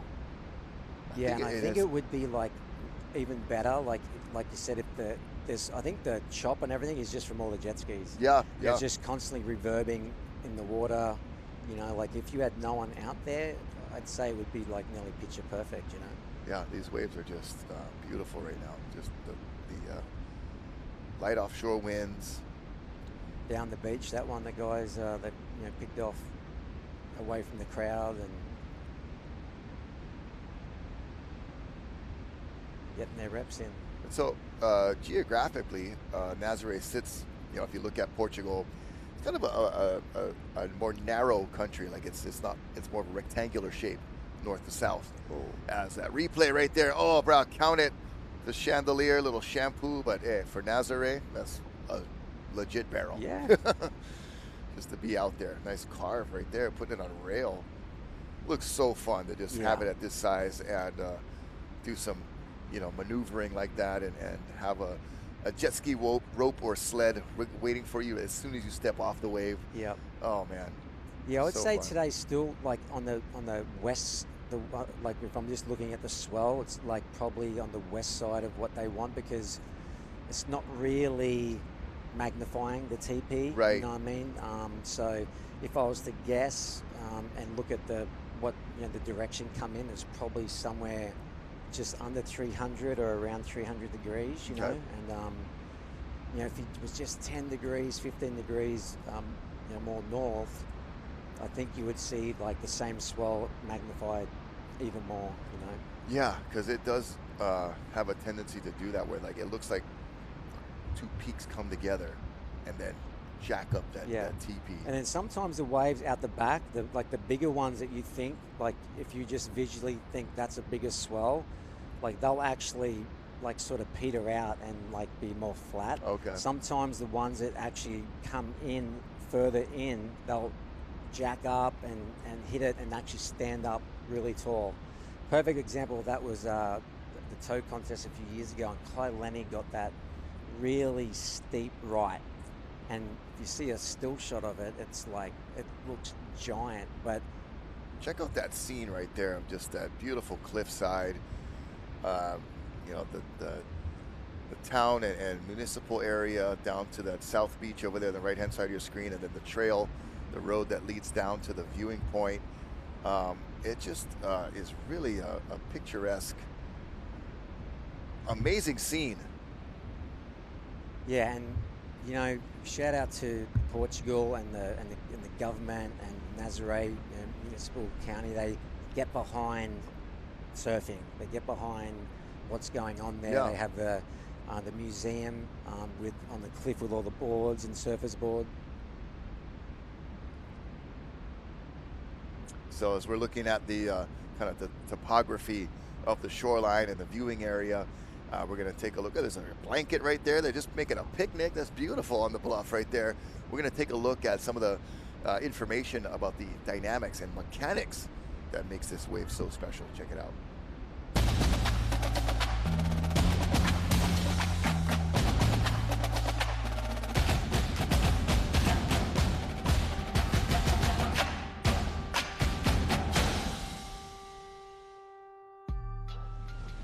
Welcome to Nazaré, a small fishing village on Portugal's stunning Costa de Prata that has captured the imagination of adventurers, surfers, and spectators worldwide. With its golden beaches, cobblestone streets, and gigantic winter waves, Nazaré is a perfect blend of beauty, culture, and the raw power of nature. This picturesque town has become a global epicenter for big wave surfing, thanks to a unique natural phenomenon called the Nazaré Canyon.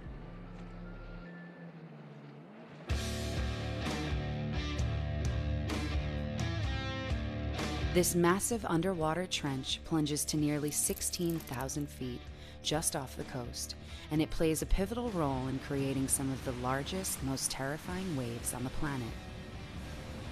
During winter, swells born in the North Atlantic travel vast distances driven by powerful storms. As these swells reach Nazaré, the deep waters of the canyon funnel and amplify their energy.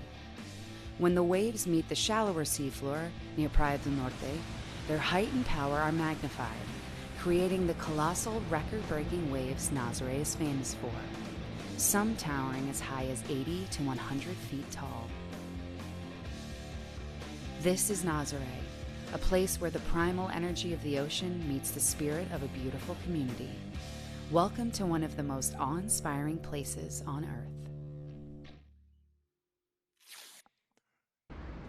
Nazaré, Portugal, a special place indeed, as you just were watching the way this wave forms, some of the interesting, geography, topography, all of that, bathymetry it's called, when the bottom of the ocean has contours, that canyon that is situated just a little bit off, towards the horizon from where the surfers are. You saw the graphic there, 16,000 feet deep. Just a major kind of, divine placement. And I've always spoken, and you mentioned North Shore and where we live now and where I grew up. It's just this coast that faces the perfect direction, has the perfect wind, numerous spots all in a row. You can paddle from Surf Rocky Point, Gas Chambers, Eukai, all in 1 hour without even leaving your surfboard. And, divine placement or all these things coming together for a reason is so crazy about Nazaré. Like, this has been fulfilling its long time destiny that the locals there didn't even realize this was going to be the potential. Yeah. Imagine the folks that have been there, and you've been on the ground there, so I know you've had time between surfs to visit and talk story with the locals that are there, and especially the older ones that have been there for some generations, and I bet it's just so cool to talk to them when pre-surf era at Nazaré, and just hear that crazy transition. Yeah, I mean, they're super grateful because this town was a dead, sleepy town, and now it's the slowest time of the year is now one of the busiest times. And right? Oh yeah, because they were like kind of a beach town, summer kind of European. It's typical, like a Biarritz. Like as soon as the winter comes, everyone shuts up and goes, and then in summertime, like 50,000 people. Like show a lot up. of our northeast United States beaches, New Jersey, those places. Like summertime, it's banging, and then winter, they just shut up shop, and it's basically. But it's crazy. Like, I mean, and maybe it took the vine of being Garrett's personality to make it what it was, because I've been with him walking around, and they love him. They're very grateful. They are so grateful, and I mean everyone knows him. He walks around, and it's crazy. Like, people say, only the president and the soccer players are more famous than Garrett. That is so classic. And he's got restaurants, he's got like food and stuff named after him. Oh, that's classic. And it's really one of the greatest stories, I think, in surfing. That just like of our modern era, for sure. And we talked about surfing always progressing, always pioneering, and when I was growing up, everything seemed so like in the past and historic. Of what had happened. These guys were doing this, and and it was cool to learn about the history, but seeing it, now occurring as I'm an adult and wondering what the next frontier is or what the next path for surfing is, to watch this little town go from, you know, what it has been to this thriving, Yep. you know, multi-season destination that I'm sure, you know, like we said, you know, there's folks of every kind that will interpret it their different way. But I gotta think the majority are really like just probably somewhat baffled. Like, I never saw this coming. Yeah. But man, this is cool because I got people in my restaurant in January. Yep. And like you said, like we're seeing it, like we're going to be able to tell our grandkids about the story, whereas we always got the story from 40, 30 years ago, right? And also shout out to Garrett's wife, Nicole. Without her and all this, it would probably, you know, not have happened, you know. So what a great team. They've created a lot of jobs and probably careers. Yeah, and new businesses and things to do. You saw Nazaré Water Fund. You see the icon right there, the logo, and be sure you, if you're gonna, man, after doing this and learning, you know, a little bit about it and not having been there before, I really would like to go.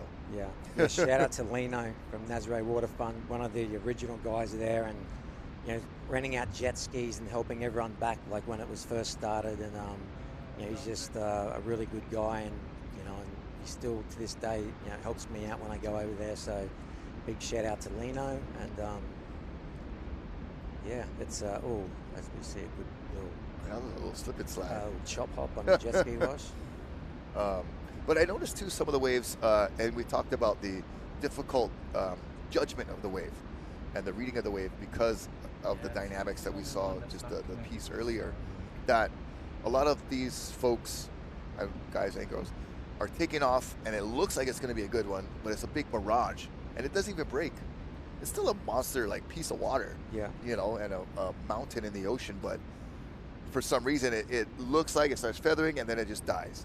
And I've seen a lot of those kinds of rides too. I'm just, you know, noting my experience and not, you know, trying to say that they're misreading it or anything, but it's more like it just goes to show like the real challenge of Nazaré.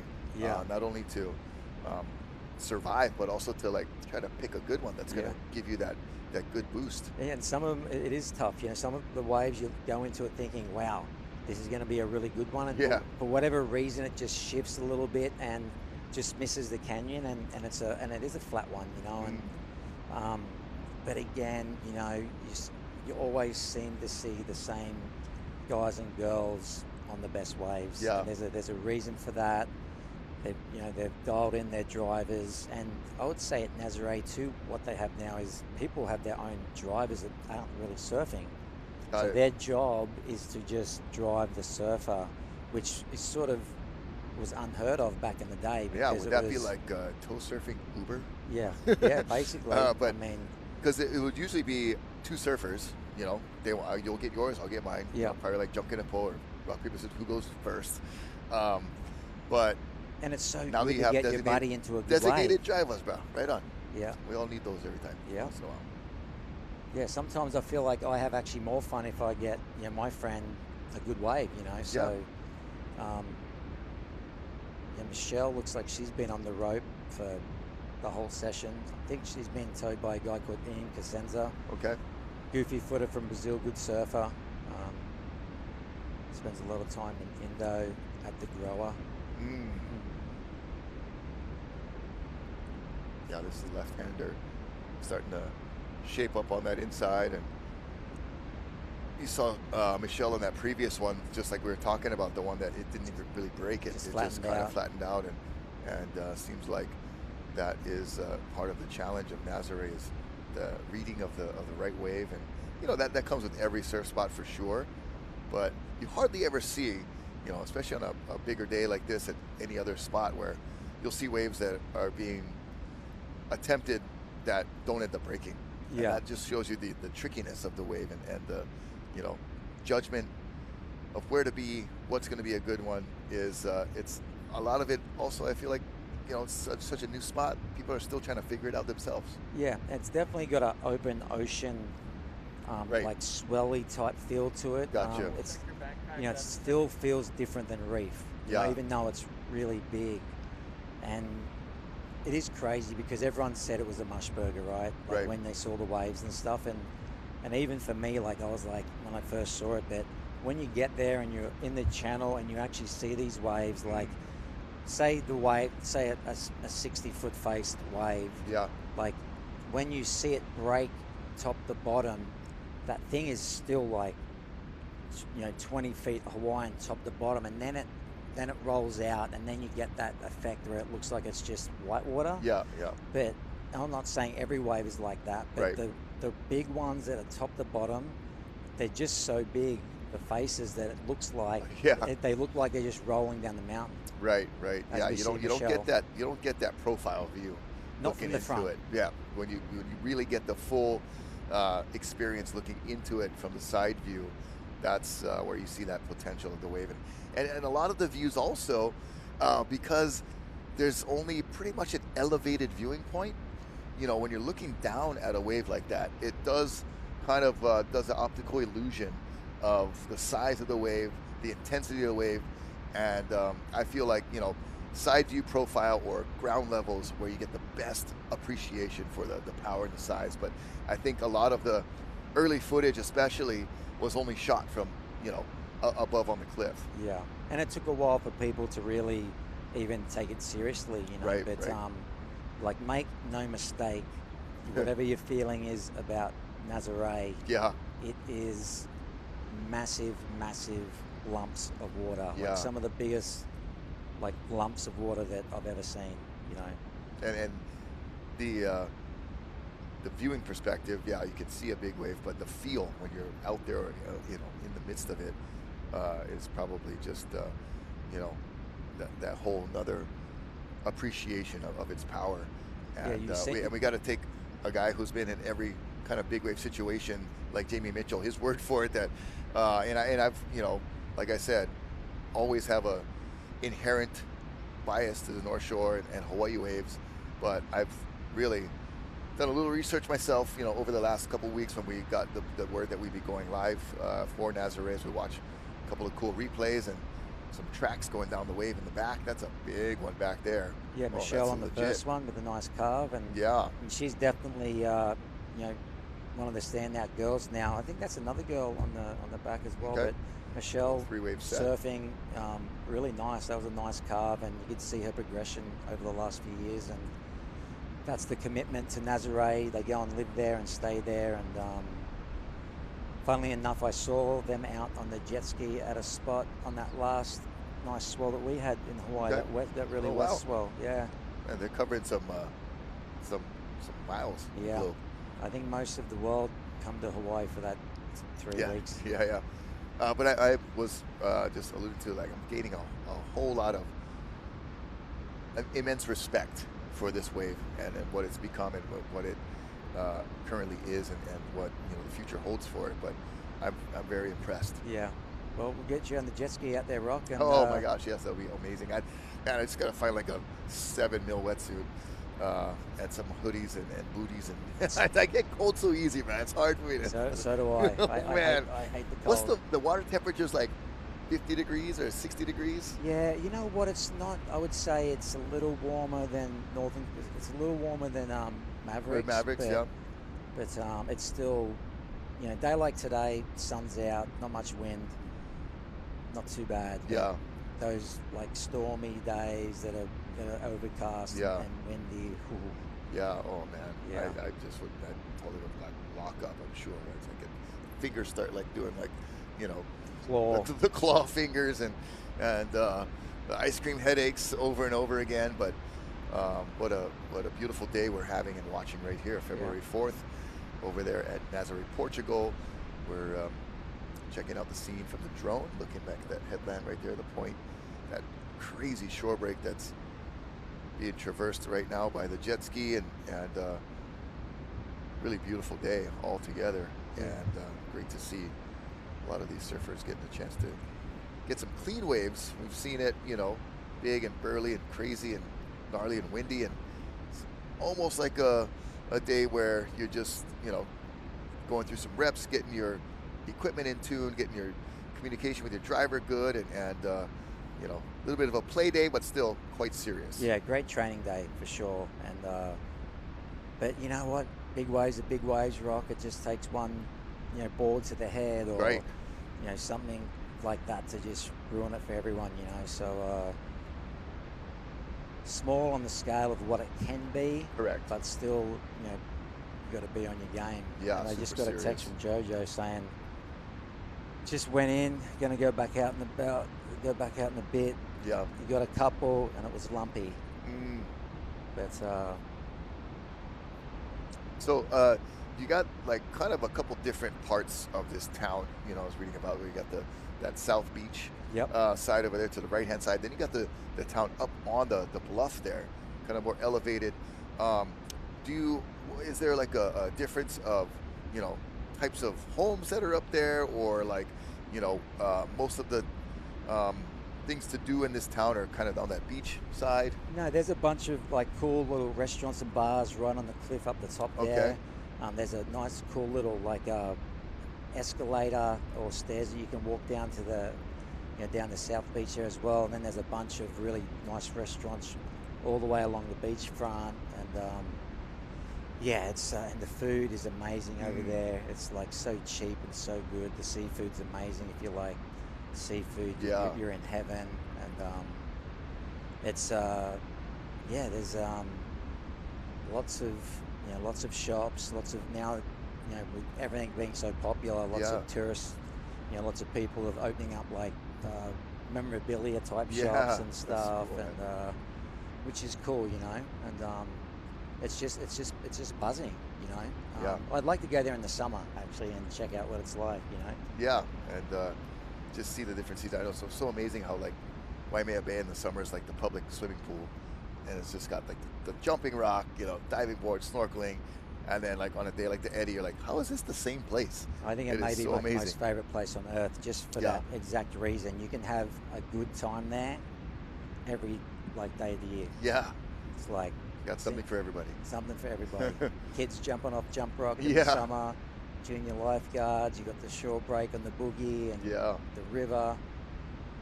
But, you know, speaking of Portugal and the coastline, you know, we would actually sometimes surf Nazaré, and then we jumped in the car and drove all night, and we actually surfed Belhera the next day, which is in the Basque country in France, you know, and so that's just how close everything is over there.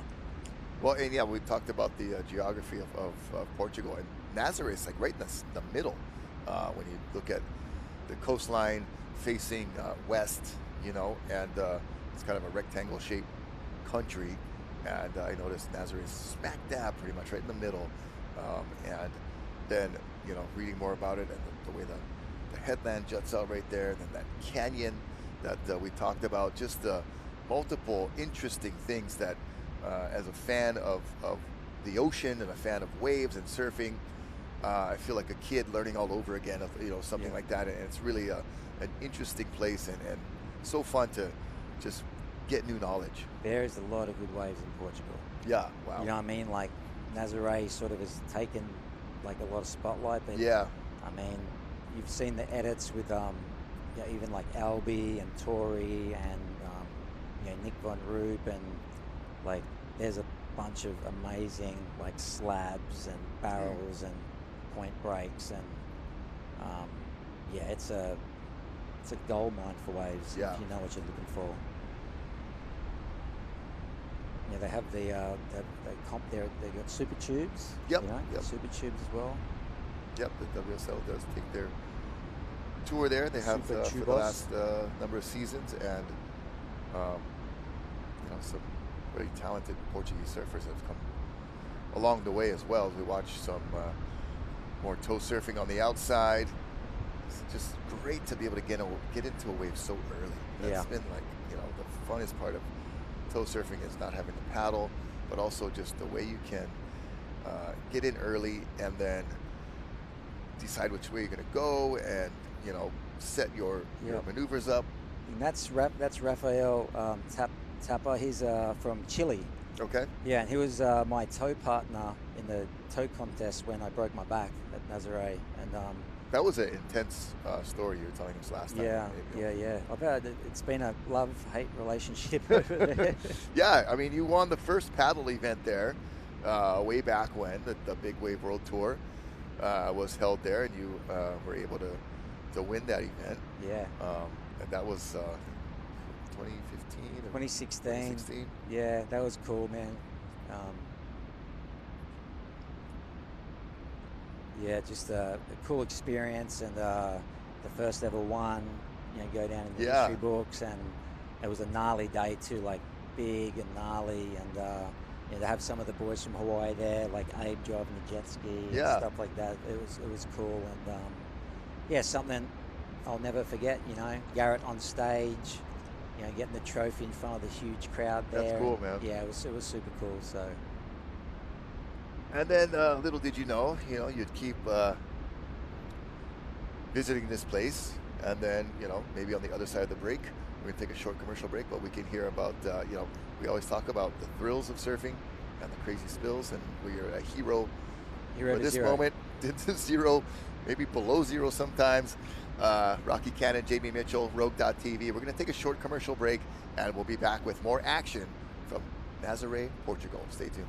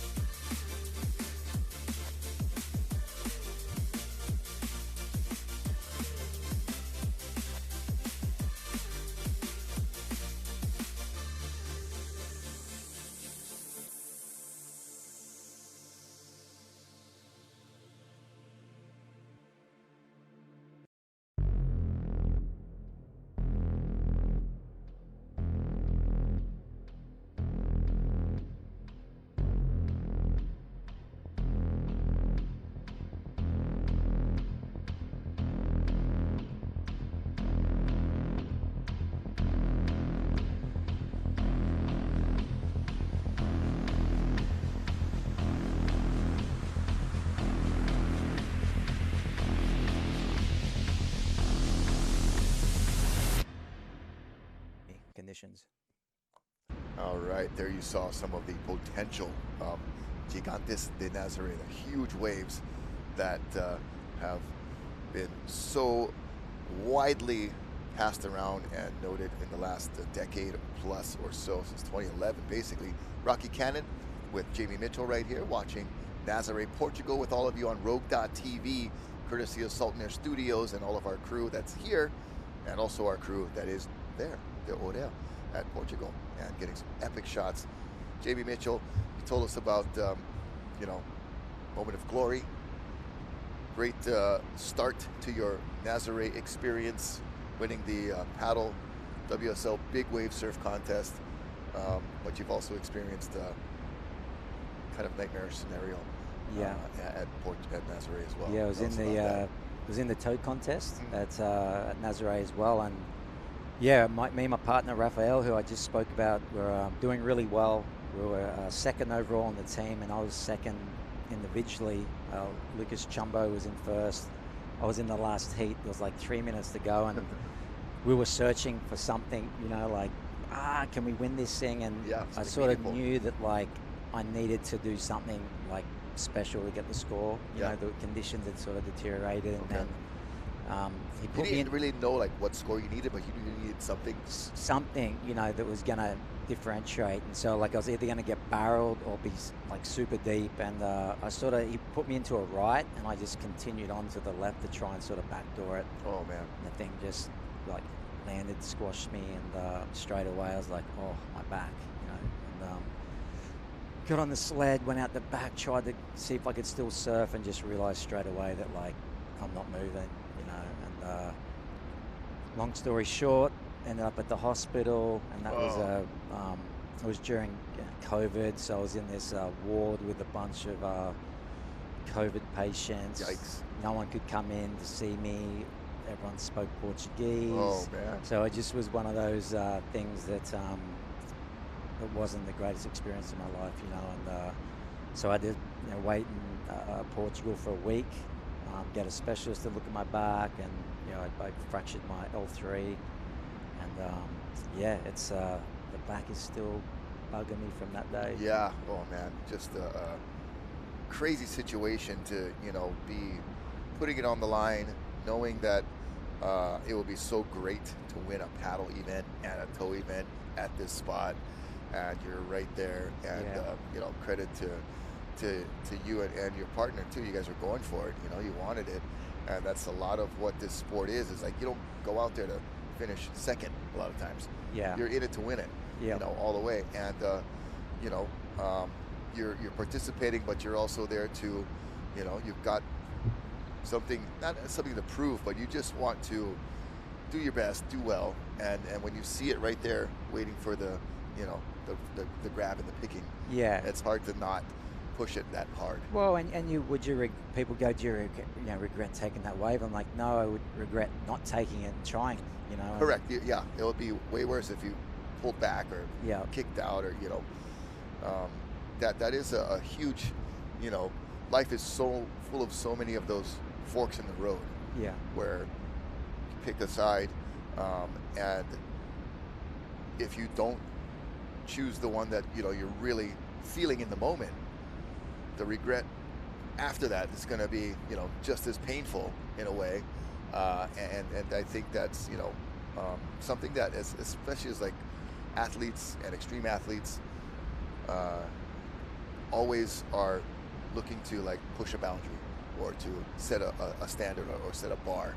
Yeah. And if you shy away from it, that can be a big, you know, big hurt, big regret down the way, that you're, you know, happy with the decision that you made at the moment. Yeah, I went into that last heat going, can I be the guy that goes and gets that wave that wins the clutch at the end, the Michael Jordan 3-pointer, right?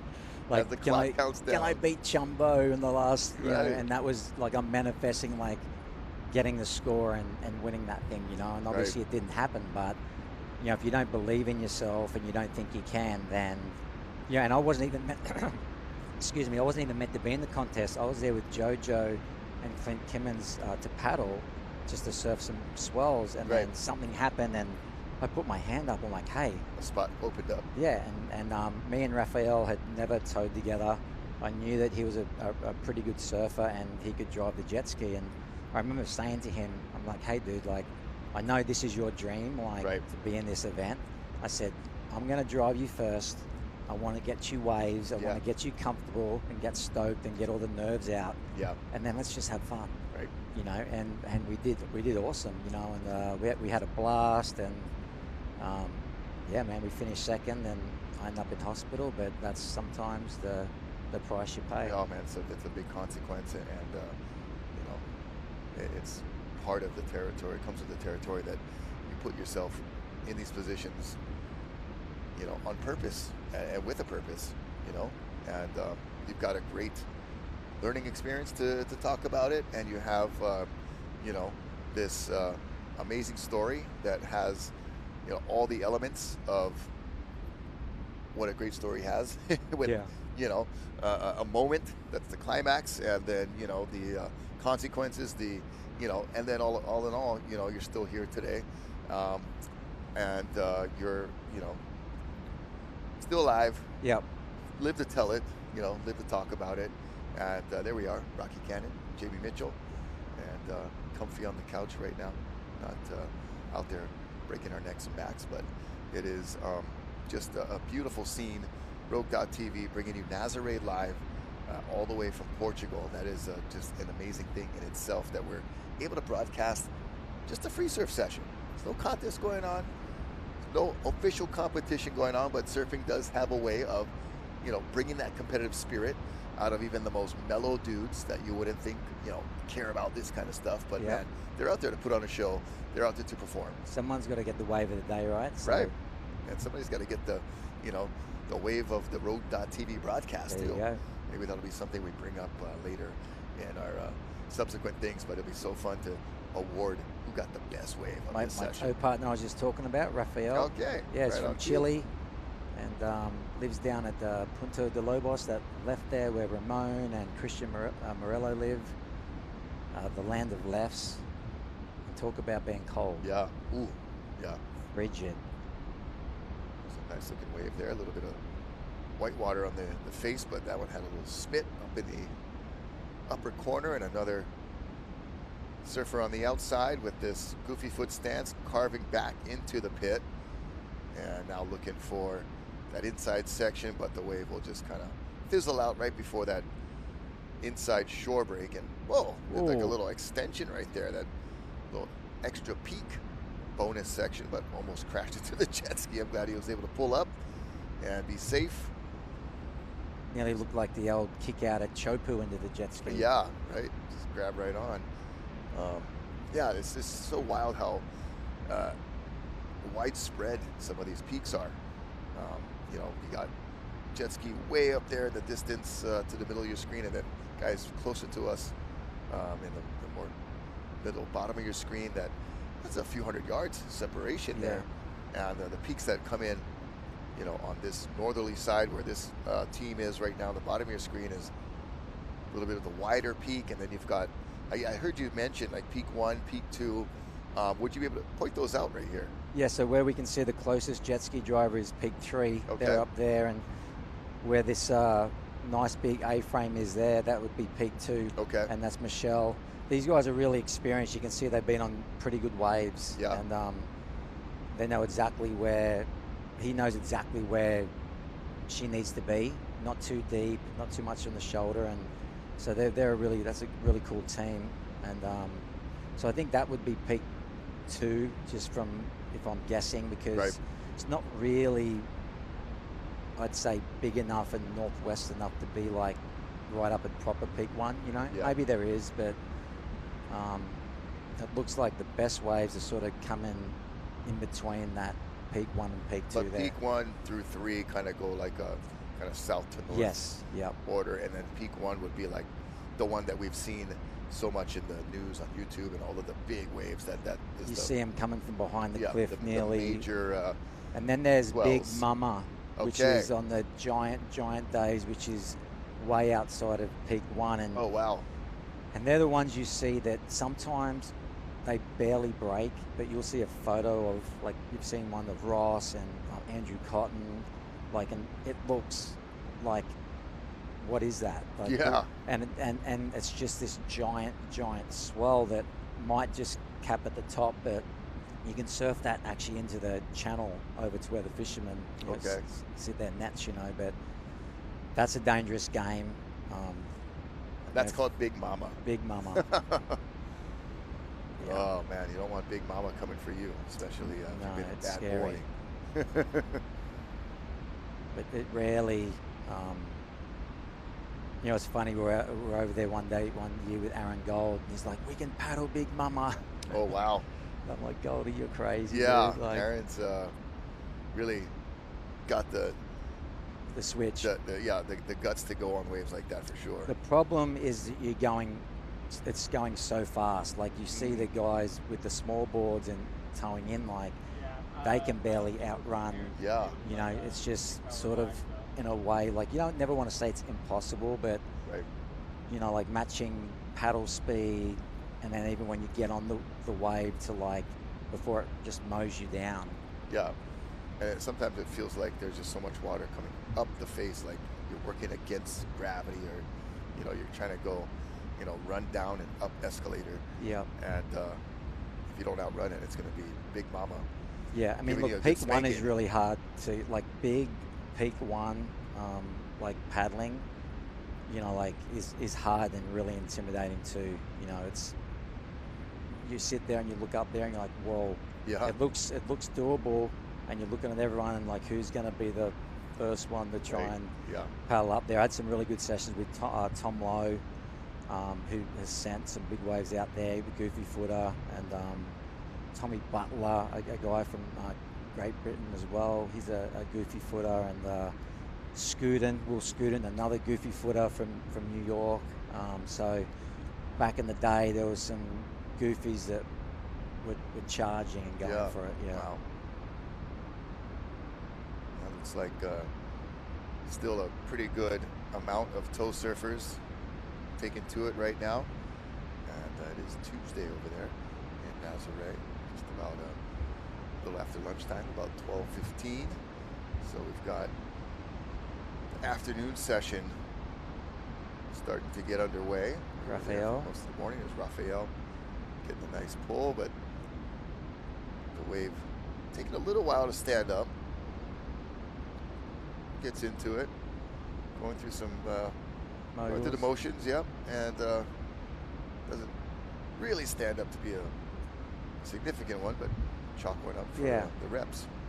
I mean, Raphael's a really good surfer too, and can paddle, and that's like where I go, you know what, you guys, I think being out there paddling would even like make you guys more confident for towing, because it's the visual of the lineup that you get when you're sitting on a board and you're seeing that thing come, compared to like being on the rope and not even really knowing how big it is potentially, like it's a huge difference. I think that nervous energy and what you're seeing and how you react would be beneficial for like a lot of these people that I don't know, like a lot of these guys or girls might never have even paddled out here, and I think it would be like beneficial on a day like today, that everyone makes a pact and go, hey, we're gonna just till 12 o'clock, if you want to paddle, let's just paddle and let everyone paddle, and then at 12 o'clock onwards, when it gets bigger,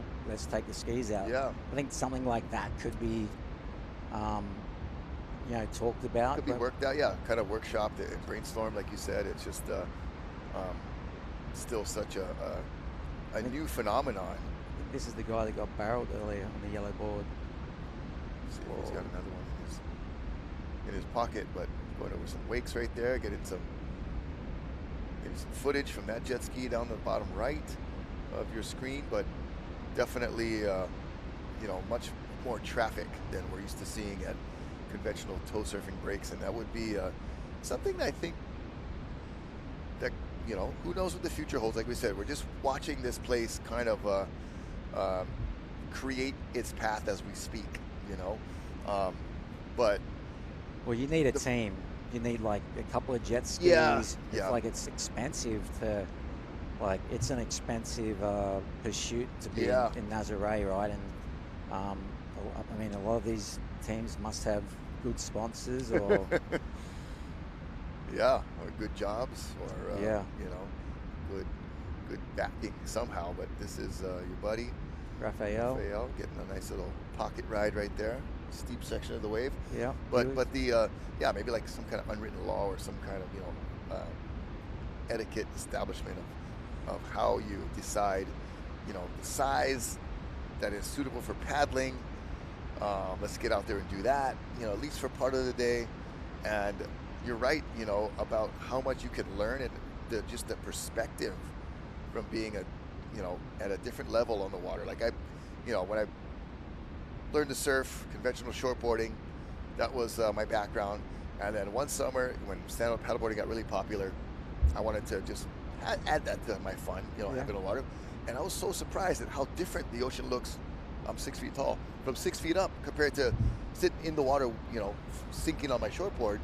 From that perspective, and then the wind's pushing you a little bit this way, like just all the different factors from that little bit of, you know, difference, the perspective really changes a lot in a matter of a small amount of inches or feet. Yeah. And so when you're sitting on your board, waiting for the paddle waves, and when you're on a jet ski and you have all that power to zoom you around too, it is just a way different experience, and you could learn so much more about your tow surfing by doing paddle surfing. Yeah, I think you just get like a better, like you get good nerves, like you're holding your ground and like all that stuff. And I don't know, there's something about catching a wave paddling that's really rewarding, you know. And so I don't know, you know, I'm like you said, I like to do both, like sports, and I think there's a time and place for both for sure. You know, and I think if it's perfect and 25 feet in glass and guys are paddling and they haven't caught a wave for like 4 hours, then I think that they should also be like, you know what, it's time for you guys to go. You know, it goes both ways too, right? Because you don't want to see these perfect waves go unridden, you know. Right. And yeah, this might be the place that you know, sets the bar for, you know, when to do either one, and that kind of the mutual respect of both sports as we watch a beautiful wave roll through. And I thought he was going to make it around that section, but just got caught behind that big wall of white water. Gosh, it is, this view I really like because it's a little bit more ground level, I feel like, and you get the appreciation of the magnitude, the volume, the size of the wave, that we're always comparing it to its potential, and the biggest ones we've seen, which always can, you know, be a hindrance on what you think about this current situation and conditions. Look at that. Trying to get a pickup right there. Yeah, I like this like angle of just what it's like to go in there, and you know, this is an average day, but just like look at what's going on. Even, you know, the aerated water with the impeller, you know, like timing that, and I'm sure all these skis have double impellers that are able to like grab the water a little better, give you low end speed. Oh wow, okay. We have one on our ski in Hawaii, and you don't get the slipping feel in the white water. So yeah, because you know, the impeller needs water to give it propulsion, and when you're in all of that white water, there's so much air and bubbles and air pockets that it's almost like you're spinning your wheels if you're in a car in the mud or something. That is what the traversing the white water with the jet ski can do. And if you don't have speed, you don't have acceleration, next thing you know, you're off the ski underwater. Swimming. Yeah, very, very scary place to be. Looks like one of our tow teams gave up on that one, but two others glad to assume the position. Yeah.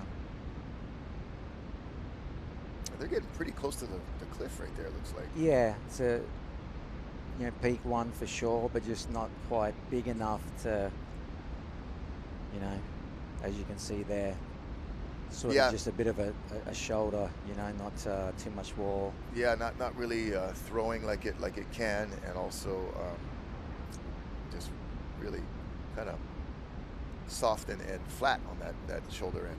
But even just that, like letting go, like maybe seeing the cliff, getting used to what that looks like. You know, Raphael looks like he's at peak 2, and he's got a nice little right. Yeah, it's carve off the top right there on the backhand, and got the nice orange jersey, red board, highly visible. Jet Yep. ski also. Yeah, it's a pretty brightly colored. pretty bright jet ski. Yeah, shout out to Raphael. He keeps all my gear at his place there. Okay. So all my boards. I have like I think I have three guns there. I have like a bag of like wetsuits. So basically, I could show up Right. last minute. I sort of have those all around the world. Yeah, Like- that's an interesting concept, and if you guys are,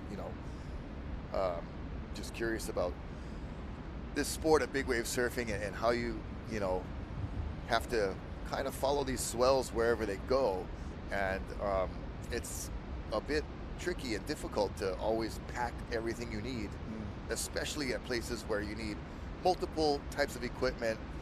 The wetsuits, they might not look like much, but if you 2 or 3, they take up a whole bag instantly. Yeah. So you're not traveling lightly Yeah, to I go think around the world. that's So it's the- important to have these spots. I think that's the unwritten things that that's Polly Rauder from Okay. Polly's from the North Shore. I think she was born in Guatemala, All right. but she spent the winter in Nazaré, practicing, and I'm pretty sure that was her. So, but what people don't see behind the scenes is the crazy lead up to these swells, Yeah. and what you have to go through. And like Jojo was just telling me that he's missed his flight in Paris. His boards didn't make it. Oh gosh. So he got in late last night. Boards showed up last minute. So, all those things can make a huge difference. And that's why I realized early on that I needed to leave gear in every location. Yeah. Okay. Not only that, it saved money. Like to travel, it was $400 round trip on United every time we traveled somewhere. Yeah. And for I'm like, just you your do boards that and stuff. twice, and I could buy a new board. Yeah.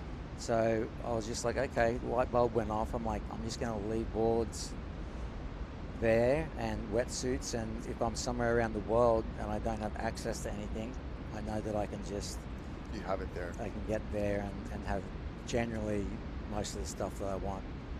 All right. That was a nice pickup right there. Now running for safety out to the channel, or what's considered, I guess, somewhat safe area, but man, it's still like just busting through whitewaters left Yeah. and right. Beautiful drone shot. Yeah, it's So, interesting. You don't see studios, too Rope many TV. pontoons on these skis, because I love the pontoon, but I think where it suffers a little bit is the punch through the. Okay. It just grabs a little bit. And you don't get that pop. Too and much space. Yeah. Too much and surface area. That's what you're doing here. Is you're just popping. Yeah, you need a good punchy acceleration through Yeah. the waves, and that collar, that pontoon, maybe a little too much surface area for grabbing it too much, and if you're off by a couple seconds or Yeah. millisecond, it's a huge difference of where you're going to be.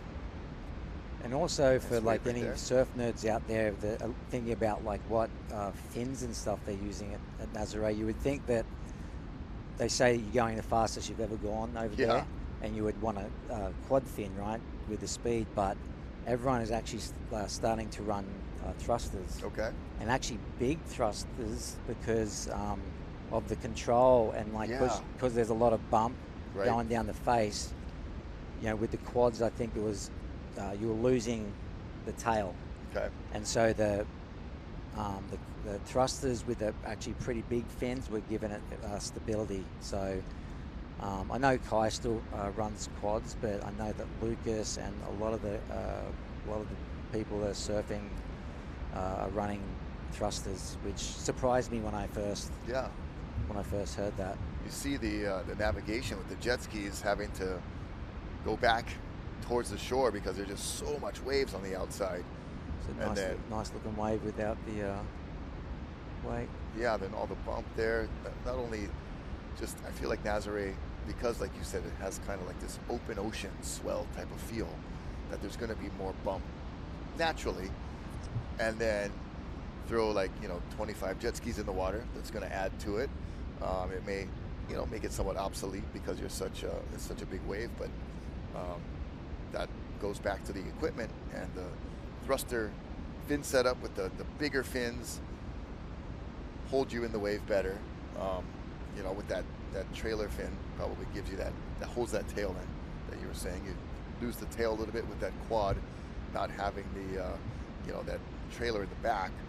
So interesting that kind of going back to the thruster. Yeah, it is, right, because you, like, everything about speed is the smaller fins, and, you know, but it just, I think, goes to show you that you can go fast with the thruster, Yeah. but also with control, and maybe you give up a little bit of, you know, what do you want, more speed or more control? Yeah. So maybe more speed is not a good thing when you're going so fast anyway. Right. And because there's been a couple of really big waves, like I remember one of Benjamin Sanchez's that just looked like he was going so fast on a bumpy day, and just looked like he maxed out, you know. Have you ever seen any jet skis slam into those rocks when you had been there? No, thank God. Yeah. Just they seem, you know, you look at this place and obviously the waves are, you know, your initial hazard, but then every time they show that headland, that point, it just is really a scary place to be if you ever end up there. You know the cave that we saw, when there is a cave, I'm pretty sure that they've ended up more on the edge of the rocks there, but not really on the, like, right in the face of it, you know, but more in that, like, corner on the left-hand side of the screen there. I mean, they would have had to. Yeah. Like, it's, you know, impossible that no one's lost the ski. Yeah. You know what I mean? Yeah, Like, yeah, not yeah. there. Yeah, the percentages and the odds are just kind of steering towards that inevitability, but man. That's an expensive day too, man. Yeah, gosh, jet ski getting ripped apart. 20,000 euros or something like that. Yeah. Look at this scene with the outside waves coming in. This is I think it's gotten a little cleaner. getting the smoother, it looks like. Yeah. That last two wave set, there was a split peak, and I don't know, maybe I got a feeling it looks like it's just ramping up just a little bit, maybe the size as well, but it's been pretty consistent today, which is good. Yeah, consistency is good. You know, lots of surfers out, lots of waves being ridden. That is, you know, always a good recipe for putting on a broadcast and having, you know, lots of action to talk about it. And Would be really good to have Chumbo, you know, on days like today, his progression of, you know, flips and stuff is a nice wave on peak one. Oh yeah, it's the one that go. Oh man, I was did he get through curious that? if he was going to try to pull in. Let's stay on and, this. Is going to be the toe boards. They don't have leashes on their toe boards on a day like this. He snuck out the back on that thing. Oh gosh. Yeah, to get penetration through that and not get sucked back over the falls. That was really a dicey move on his part, I believe. He's looking to get barreled. He's pretty sure that was the guy that got barreled earlier. Maybe that's the wave of the day so far, that barrel that he got. Yeah, that was a beautiful angle, nice and clean. And then there was a guy on the right. That right-hander, that was... I think the left for me was a little... I like the way it looked a lot better. I don't think... We didn't really see the whole wave. I think we just saw the end of that. Yeah, when he came up into it, nice positioning. There we are. Our positioning is perfect. Rocky on this side, Jamie on that side, chilling on the couch, bringing you guys the live action from Rogue.tv of live in Nazaré, Portugal. It is a beautiful Tuesday in Nazaré, and we are watching a lot of tow teams right now really get a lot of waves, and we've talked about the you know, the standard and potential that Nazaré gets to, and you know, I never really had seen the waves at this size, or you know, watched it for any extended amount of time when it's this kind of medium size. But man, still impressive of how big some of these waves are, and it's not even like cracking huge, you know. Yeah, I think you just extend what you're seeing now. You know, like that's and I think that's why it's such good practice for everyone. You know, they're getting a read on where to position, and you know, with jet skis, you can be a lot deeper. Yeah. You know, and that's the whole beauty of the skis. Like you can come from behind the peak with speed, and then do these turns in critical spots, and that's sort of what you really want to see. Like, you know, with these guys and girls, is utilizing the speed and the ability to take these different crazy lines. You know, and that's what I like to see. I like to see the progression, like the whip ats and all the different stuff that you can do, you know. And yeah, like I said earlier, it would have been we're missing Lucas Chumbo. I think he just got married, so in Hawaii. So congratulations to Mr. and Mrs. Chumbo. Nice. And get well. I think he broke his ankle as well, so he's out of action, but on his honeymoon, hopefully. Yeah, man. Wishing him well and all the best. We've got a little bit of a package to show you as you look at the beach scene right there, and all the jet skis navigating that crazy shore break, all that white water, that soup, that turbulence. What a crazy setup here, and we got more crazy stuff for you to look at. January 25th was actually a day that we were standing by, and it ended up turning on. We had our crew there to capture it. Check it out right now.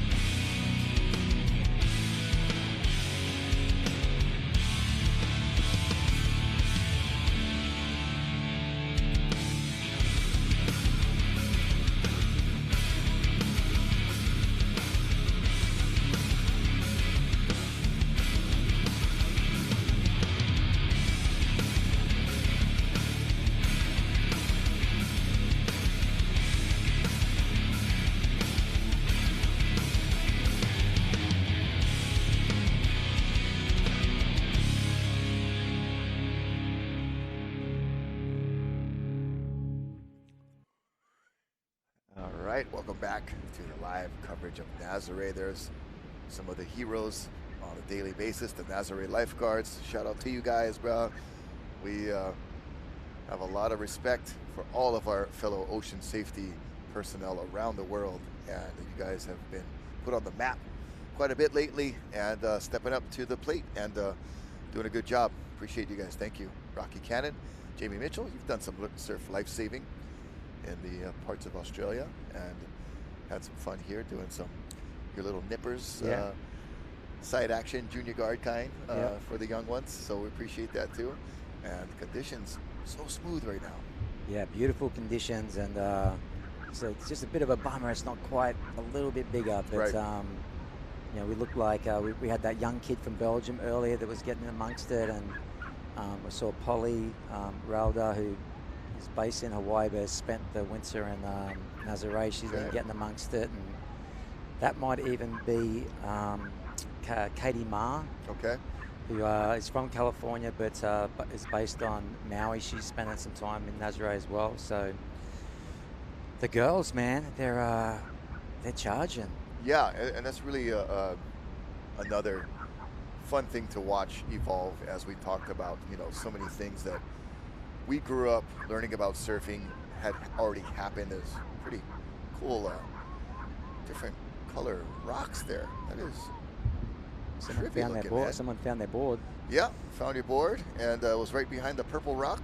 Turn to the left. It's like an Easter egg hunt down there, in the worst way. Gosh, you find your board shredded on the rocks. But I just was marveling at the blue, red, purple, all those different colors of the rocks. We're gonna have to get some insight on what's going on there. That I'm is marveled he just- found it. I mean, that's natural, obviously. There's got to be some geological explanation that is beyond my capabilities right now. But there's like blue water down there. That is crazy looking. Just don't end up down there. Yeah, and or maybe it's like whitewater bubbles, but it has looks, from this vantage point. There's definitely some green, some reds, some purples. Just really interesting color. Was that theme the going guy? on That right was there. the same guy earlier that was looking for it, and Man, he's finally found it, or if he hunted that long, that must have been a magical board. But definitely a courageous fellow, as we see the lifeguards getting on patrol, and some of our spectators cruising the beach. Here's a nice wave stacking up for this goofy footer, and a nice carve under the hook right there. Yeah, Wow, nice wave. that's gonna maybe climb up the charts right there, just Yep. for technical positioning and the maneuvering, and Yeah, that that- angle makes it look really good too. Wow, that was a great example of the pickup difficulty Yep. at Nazaré. That was just the team of Raphael and his partner Okay. have just switched, and he's repaying the favor. Yeah, Well, looks like a foil board wave, that one. yeah, that's one of those that didn't quite materialize, and how the judgment of these waves can be so tricky, and it didn't stand up until way on the inside. Still a massive wave. Just it's so deceiving when you don't see a surfer on it. Hard to gain that size perspective. Yeah. But there's the overall view and number of jet skis in the water. Some on the inside, some on the outside. Set of waves coming through. Maybe a right-hander setting up here. Possibly, we'll see. I think maybe so. They're working on something for sure. Yeah, beautiful drone shot.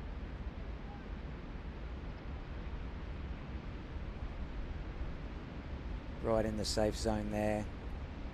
Playing it pretty safe, but it's going to kick out and live to fight another day. Right. To tell the story. And get a pickup right there. On the sled, board on, surfer on.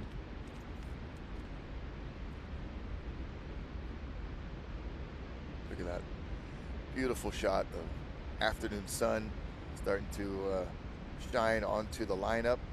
It is 10 hours ahead of Hawaiian Standard Time over there, so they're on a beyond lunchtime hour at Nazaré, and getting some afternoon swell during this beautiful Tuesday, February 4th. Look at that coastline. Just really amazing place to do a lot of different things other than surf too. Oh yeah. The European lifestyle, something that is a lot different than what we experience here in Hawaii, and so much history, the architecture, all of the different stories that we've read about in our textbooks really come to life there. Ooh. Oh man. Oh, that is a technical move there. We call the shoulder pull. And Maybe a dislocated shoulder. yeah, or- it looks like it. And That's a painful injury. oh man.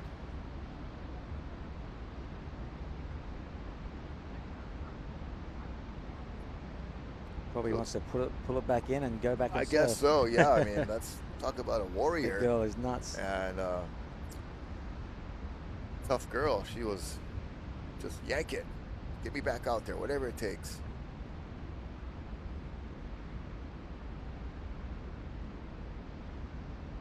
What's the, I guess, what the time of year for the surf that we're watching now is winter, so it's really closely associated with the exact timing as Hawaii when we get our big swells. Yeah.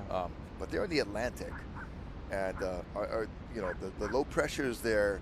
It's a smaller body of water than the Pacific, but parts of it I feel like just much colder, just more raw looking, and like really, the Titanic sank in the Atlantic, Really some powerful stuff there. These swells come from similar low pressures that we get here in Hawaii. Yeah, and they're strong. They get strong, you know, and but you know that October, November time frame, if you can get a swell, like the weather's nicer, the storms tend to they don't come as close. Okay. And, you know, bring the weather, you know, and then once you sort of get to December, January, February, the storms tend to get like sort of wild and woolly, like we saw the other day with the onshore winds and stuff, and you're just trying to, you know, pick windows. Like, you know, the dream is to have a big day when the conditions are like this. Right. You know, Yeah. but Look at that blue sky, just clear as a bell. Not a thing out of place as far as conditions go. yeah, but Europe is beautiful in that, you know, September, October time frame. Okay. It's really nice. It doesn't get so cold, and lots of bluebird conditions like this. Yeah, and then, you know, wrapping around to like, you know, towards the spring season, do you still have a chance of getting something late season that'll swing through, or is it pretty unlikely? Yeah, I want to say once March is done, it's sort of all over. Okay. But I'm pretty sure they probably had waves. I'm not sure if they've had like giant waves in like April or anything, but March for sure. And then in summer, it's just Flat a pancake. nice playground, yeah. But you know, the Atlantic was really slow, right? And the Pacific was the star at the start of the, you know, and it's weird, right? Then after the eddy, it seemed like we had that one west swell, and then it just basically stopped. And we've had weird Kona winds, north winds, like we're getting north swells now, which is super rare. Yeah. And then now the Atlantic is turned on. Yeah. So it's sort of just like, it just sometimes it just switches, and no rhyme or reason, you know. Yeah, it's a nice fade and carve right there for a regular foot surfer that's putting it on rail and showing us a little bit of that technical skill. And yeah, that might be Antonio Silva, a local guy, been around for a long time. It sort of looked like his style, but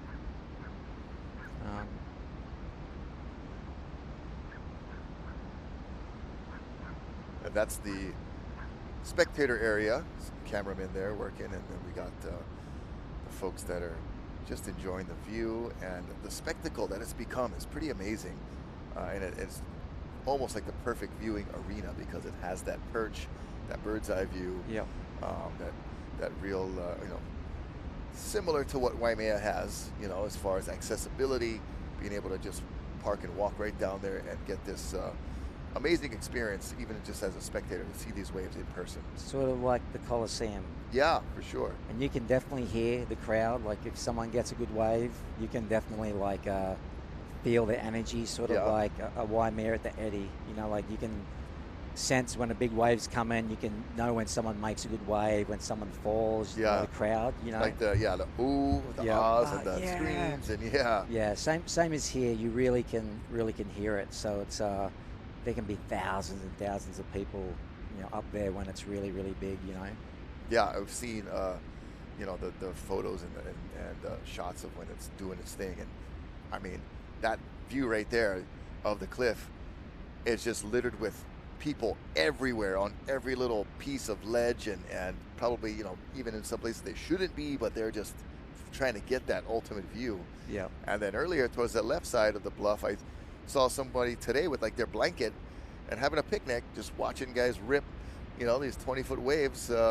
Pretty ideal setup, and so much fun. I can't wait to someday get there. Yeah, I mean, there's plenty of days that I've surfed in the morning, and I've just gone up as a surf fan. Yeah. I'll post up and just, you know, watch it, hang out, and geek out, and you know, it's just like I love it so much watching them. I can't imagine what people that don't really understand are seeing. You know, if they really understand it, but it's quite the spectacle. Yeah, and just being, you know, a witness to this crazy combination of human element, human skill and performance with Mother Nature, all of those things coming together really does make it so interesting and intriguing for a lot of different people that you know, have no idea what it's like to ride a wave. but they have this appreciation for what these guys are Oh, doing. barrel. Oh, trying to go for that. Over there.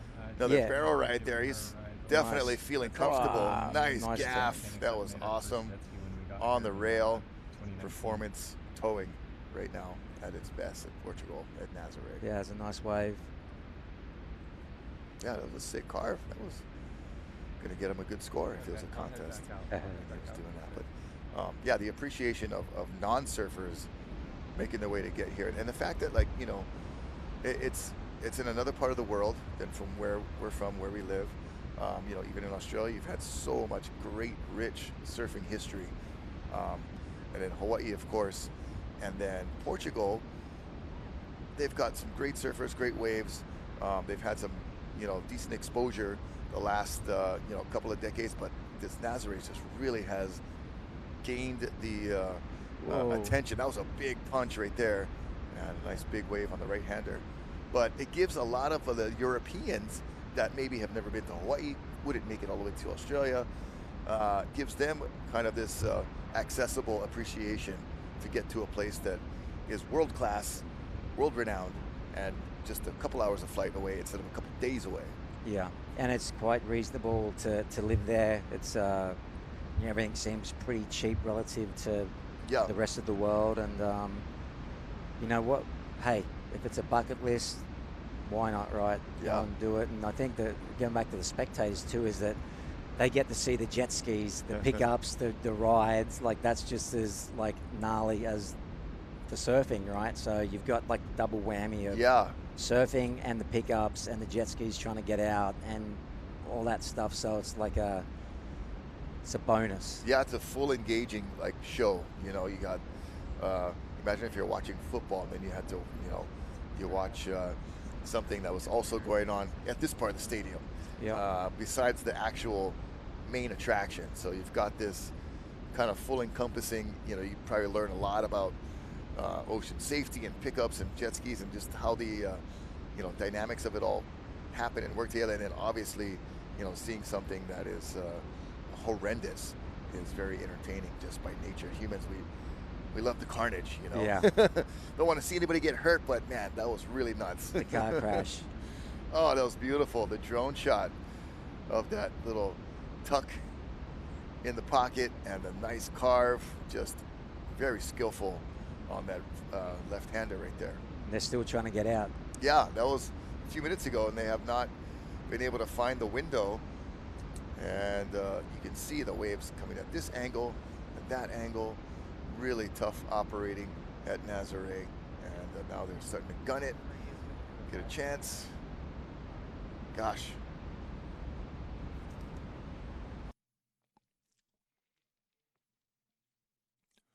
So as we watch the drone footage of that jet ski team navigate, you see how much they got to traverse this way, traverse that way, going around, dodging wedges, dodging peaks. We're going to take a look at some of the footage that we were able to achieve on January 30th, just a few days ago. Check it out here at Nazaré.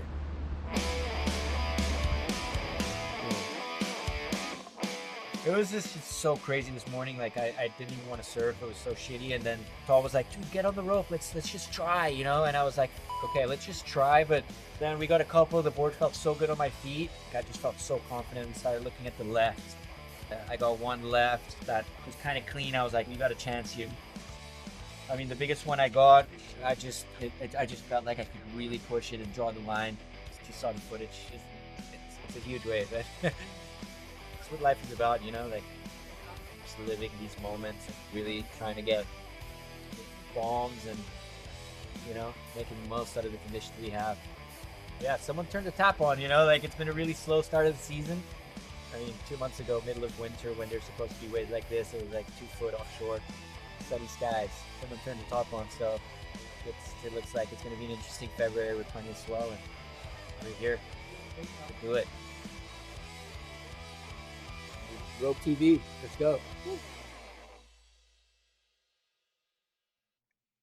Well, that was footage from January 30th last week, and here we are, February 4th, looking at the same spot, Nazaré, much cleaner, maybe not as big as that day, but man, what a just amazing show of different dynamics this place has, and the potential that it has to be sometimes world-breaking wave riding going on, and fun days like this.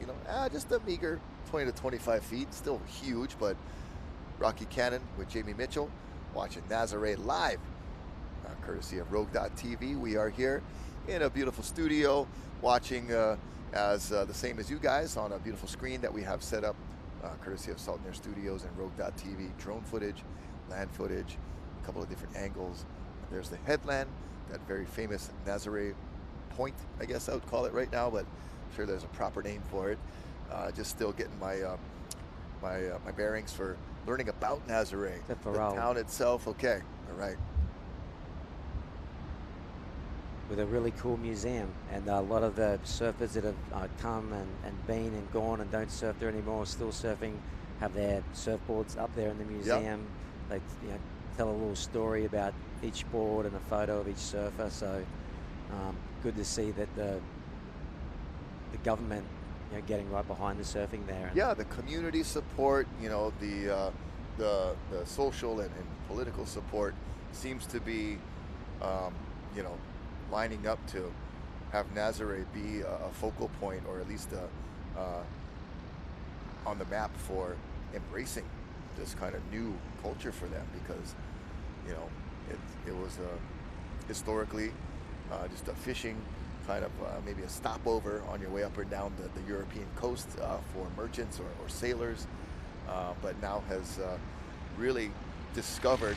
It's the amazing thing is that this wave has been doing this for thousands of years, and it's been looking like this and doing that, for so long.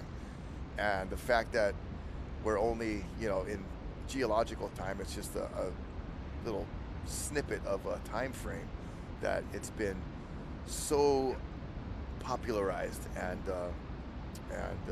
become so famous in such a short amount of time. It is like a Hollywood kid actor or somebody just busts onto the scene, and then next thing you know, they're in every movie. Whoa, man, this guy's everywhere. Yeah, that is totally what Nazaré's become, and the community in the town, everyone around seems to be, embracing that, for obvious reasons. It feels good. It's a sense of pride, I think, for folks that this is my hometown, and yeah, we've got so much attention now, and share it, but with the respect, all the things that come in. Like I said, it's almost like the North Shore was in the 60s and 70s. Yeah, and you hope that it, we've seen the problems that happen in small towns, right, and, right. So you hope that is nullified and it's just all positive. Obviously there's going to be some negatives. Probably, right. There's probably a lot of traffic now. Yeah, exactly. But, totally. Yeah. But the locals that are making money and surviving and thriving, I think it's awesome for them. And yeah, like you said, to be proud about from where you're from, is right. is awesome. And to be from Nazaré, you can say that anywhere in the world, and they're probably going to know where that is. Exactly. It has been very well documented and put on the map since about 2011. Kind of more of the official. I know they were doing some things prior. I read, there's a lot of bodyboarding going on there.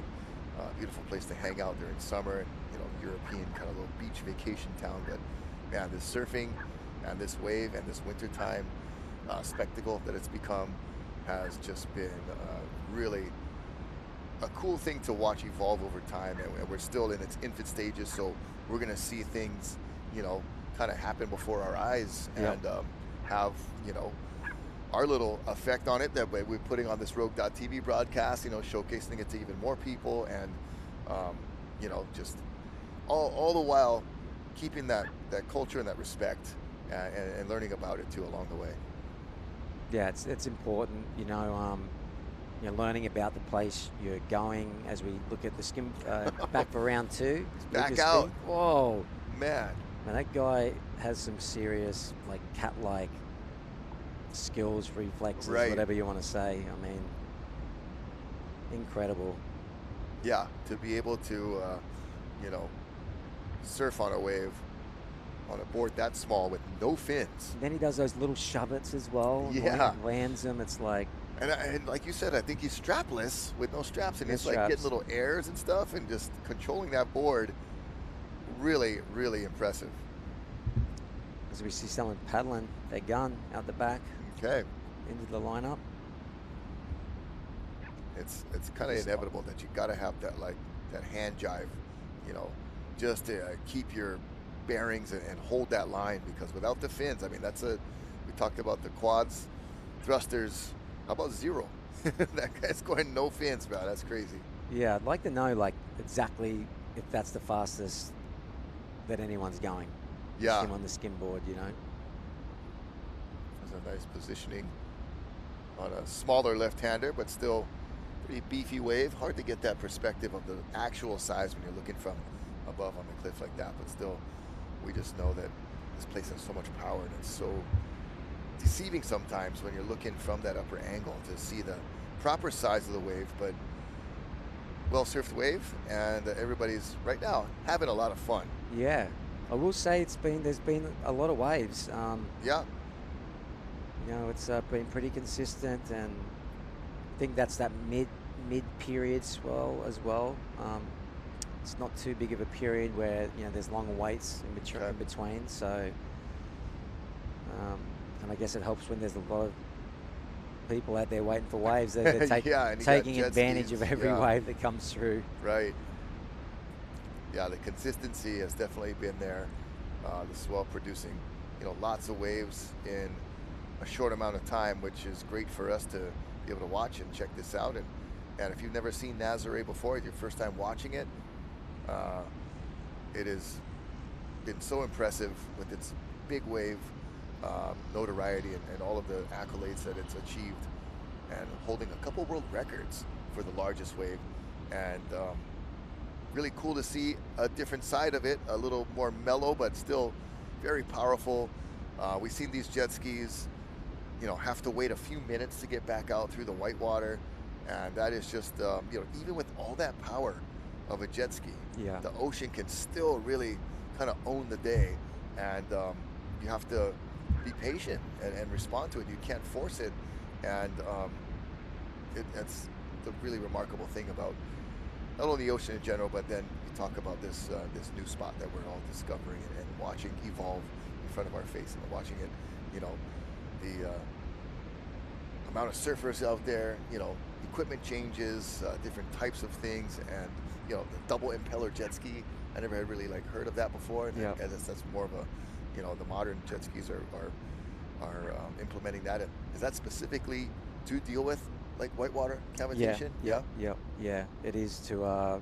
It just you don't get you lose a little bit of the top end speed, but I mean you don't need to go that fast anyway. And right. So you get more of a bite and a grab when you need it. You know, especially in those pickups when the waves come and you're trying to get out. Like if it's cavitating, you're sort of done. Right. Yep. You need that that quick acceleration. Yep. And going back to what you were just saying, Rocky, I think that it gives you a good appreciation of seeing today, right? Obviously it's not what it can be, but it's still big waves. But I think it gives you an appreciation now of what happens when it is that next level. Yeah. From the inside picking up the boards on the rocks to the dump off of the surfer and the shore break to going back out. That's just accentuated so much on another level of swell, and we saw a guy literally from Hawaii, the ama crab is the rock crab. This guy was full on rock crabbing on that ledge right there, and pretty impressive that I think he found his board. He did find his board, and it must have been a magic board because he was going into the rabbit hole down there to try and find it. So, but we did see some beautiful rocks, as you mentioned, some green colors. Yeah, man, I'm really intrigued now, to find out a little bit more about the science and the geology behind those beautiful, different colored rocks. But just really goes to show you the, extension of learning, history, culture, science, surfing. Go out there and explore new places is the point I'm getting to. And this place looks like a fun place to check out. And it is Nazaré Water Fun. If you guys go there during the summertime, our friend Lino Lino, does some great fun stuff. There was you have like the boat towing like that banana boat thing, you know, where you have 4 people on that floaty. Yeah. Dude, I want to see a tow-in. Got to get Jamie O'Brien over there. Yeah, that'll there be you go. there. Subsquatch, Nazaré, something like that. But man, that banana boat, just release it. Oh man, that'll be the stunt of the I don't know century. about the insurance clauses on that thing. Yeah, you got to have some experienced guys like Jamie Mitchell and you know, I'll drive the maybe jet ski. JoJo Roper would be with you on that one. But yeah, that would be some entertaining stuff. But this is quite entertaining as well, watching all these teams get their reps in. Nazaré, February 4th, live on Rogue.tv. Yeah, about probably Hawaiian size, about the 15 to maybe a 20-footer here and there. But we're gonna take you through the recap of this day. We're kind of approaching the latter end of our broadcast. We've been here for a couple hours now, and it's been a fun ride and learning a lot about this wave, this place, and looking forward to more action from Nazaré in the future. But we'll check out this recap here, see what we saw during this broadcast.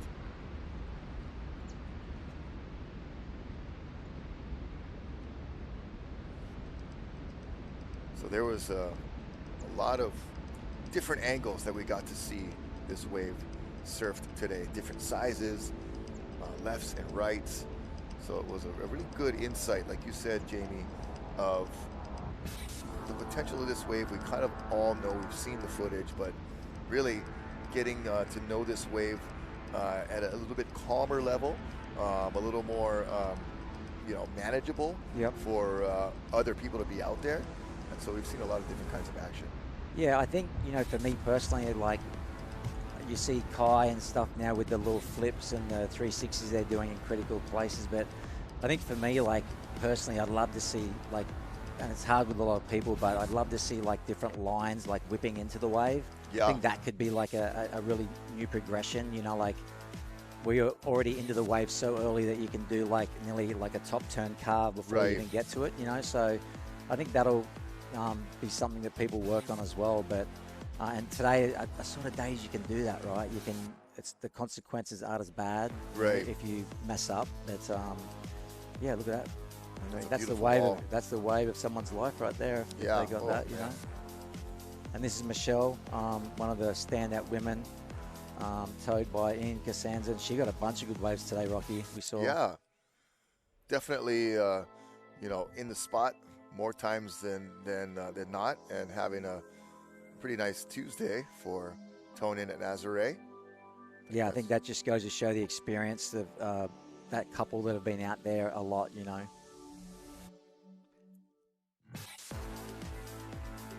Oh, that was a chop hop attempt, and just kind of playing with that one. And then here was Michelle again. Nice wave from a little bit deeper, closer to that cliff right there. Yeah, Michelle doing some nice work, getting down the face.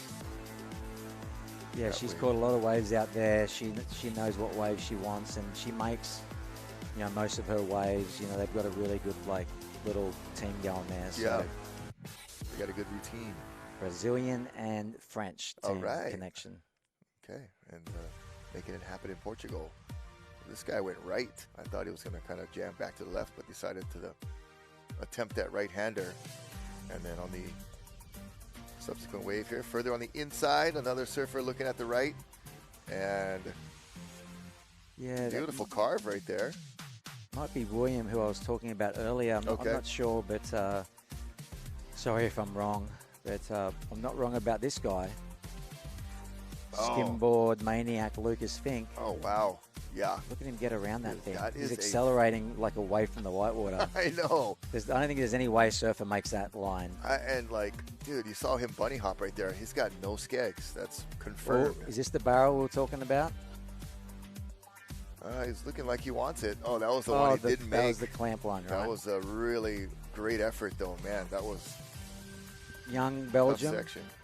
Young boy from Belgium. 13 years old. Got lots of waves earlier in the day. Yeah, he'll have some replays to kind of scroll through. Like I said, looks at the Rogue TV broadcast. Looks super solid on his board. You know, nice turns. And Yeah, the skill's there for sure. Yeah. Getting out at a young age, that's definitely the experience. Imagine him in 5 years, man. Yeah. Be talking about him some more, I'm sure.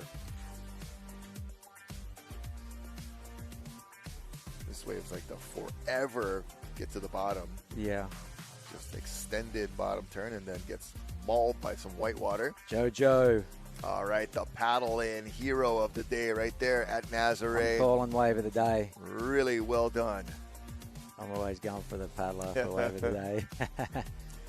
Yeah, hey, that's a category, man. I think this might be our barrel ride, possibly. It was a beautiful wave like this. Yeah, that's clean, that one. Super clean. Yeah, that was nice carve, but not the one we were thinking of. We saw one surfer get really nice positioning. There's the chop hop completion.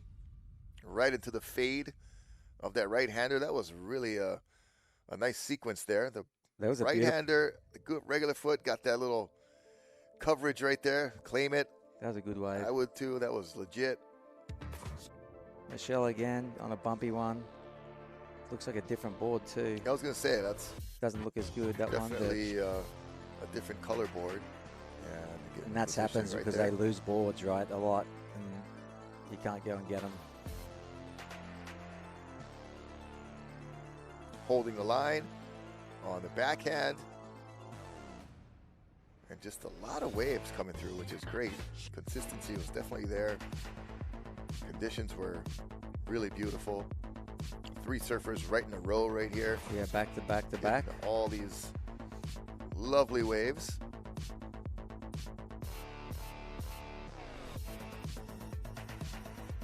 And just a great day of seeing what this wave's all about, seeing the potential, seeing its different kind of faces and personalities. If you want to compare surf breaks to individuals, to people, to humans, we've all got our different moments, and Nazaré definitely putting on a different kind of show today, but what a beautiful wave. Yeah, so many different looks at waves. Like as we see in the recap, you know, oh, is this just, oh no. Oh, and he he's pokes snuck through. out the back. That's incredible.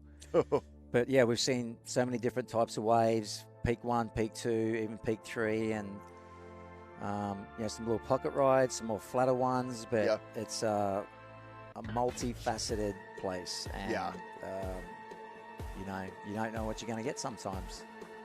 Yeah, we got great conditions. We got nice carving right there from that surfer who was really putting on a good show. There's the afternoon shot right there. Nazaré live on Tuesday, February 4th. Beautiful day. Skies are just lovely. The water temperature a little on the cooler side, but Rocky Cannon and Jamie Mitchell, we're staying warm on the couch right here. And we're going to say aloha for this edition. We thank you guys for joining us. And if you're watching this on any post-production, make sure you download that Rogue.tv app, because that will give you the key insider access. Jamie, any last couple words? It was fun, Rocky, and let's do it again when it's twice as big. All right, sounds good. Rogue.tv, all of our crew, mahalo very much. And we're signing off here from Nazaré on February 4th. We have a beautiful, beautiful day for you. Take care, aloha, and mahalo.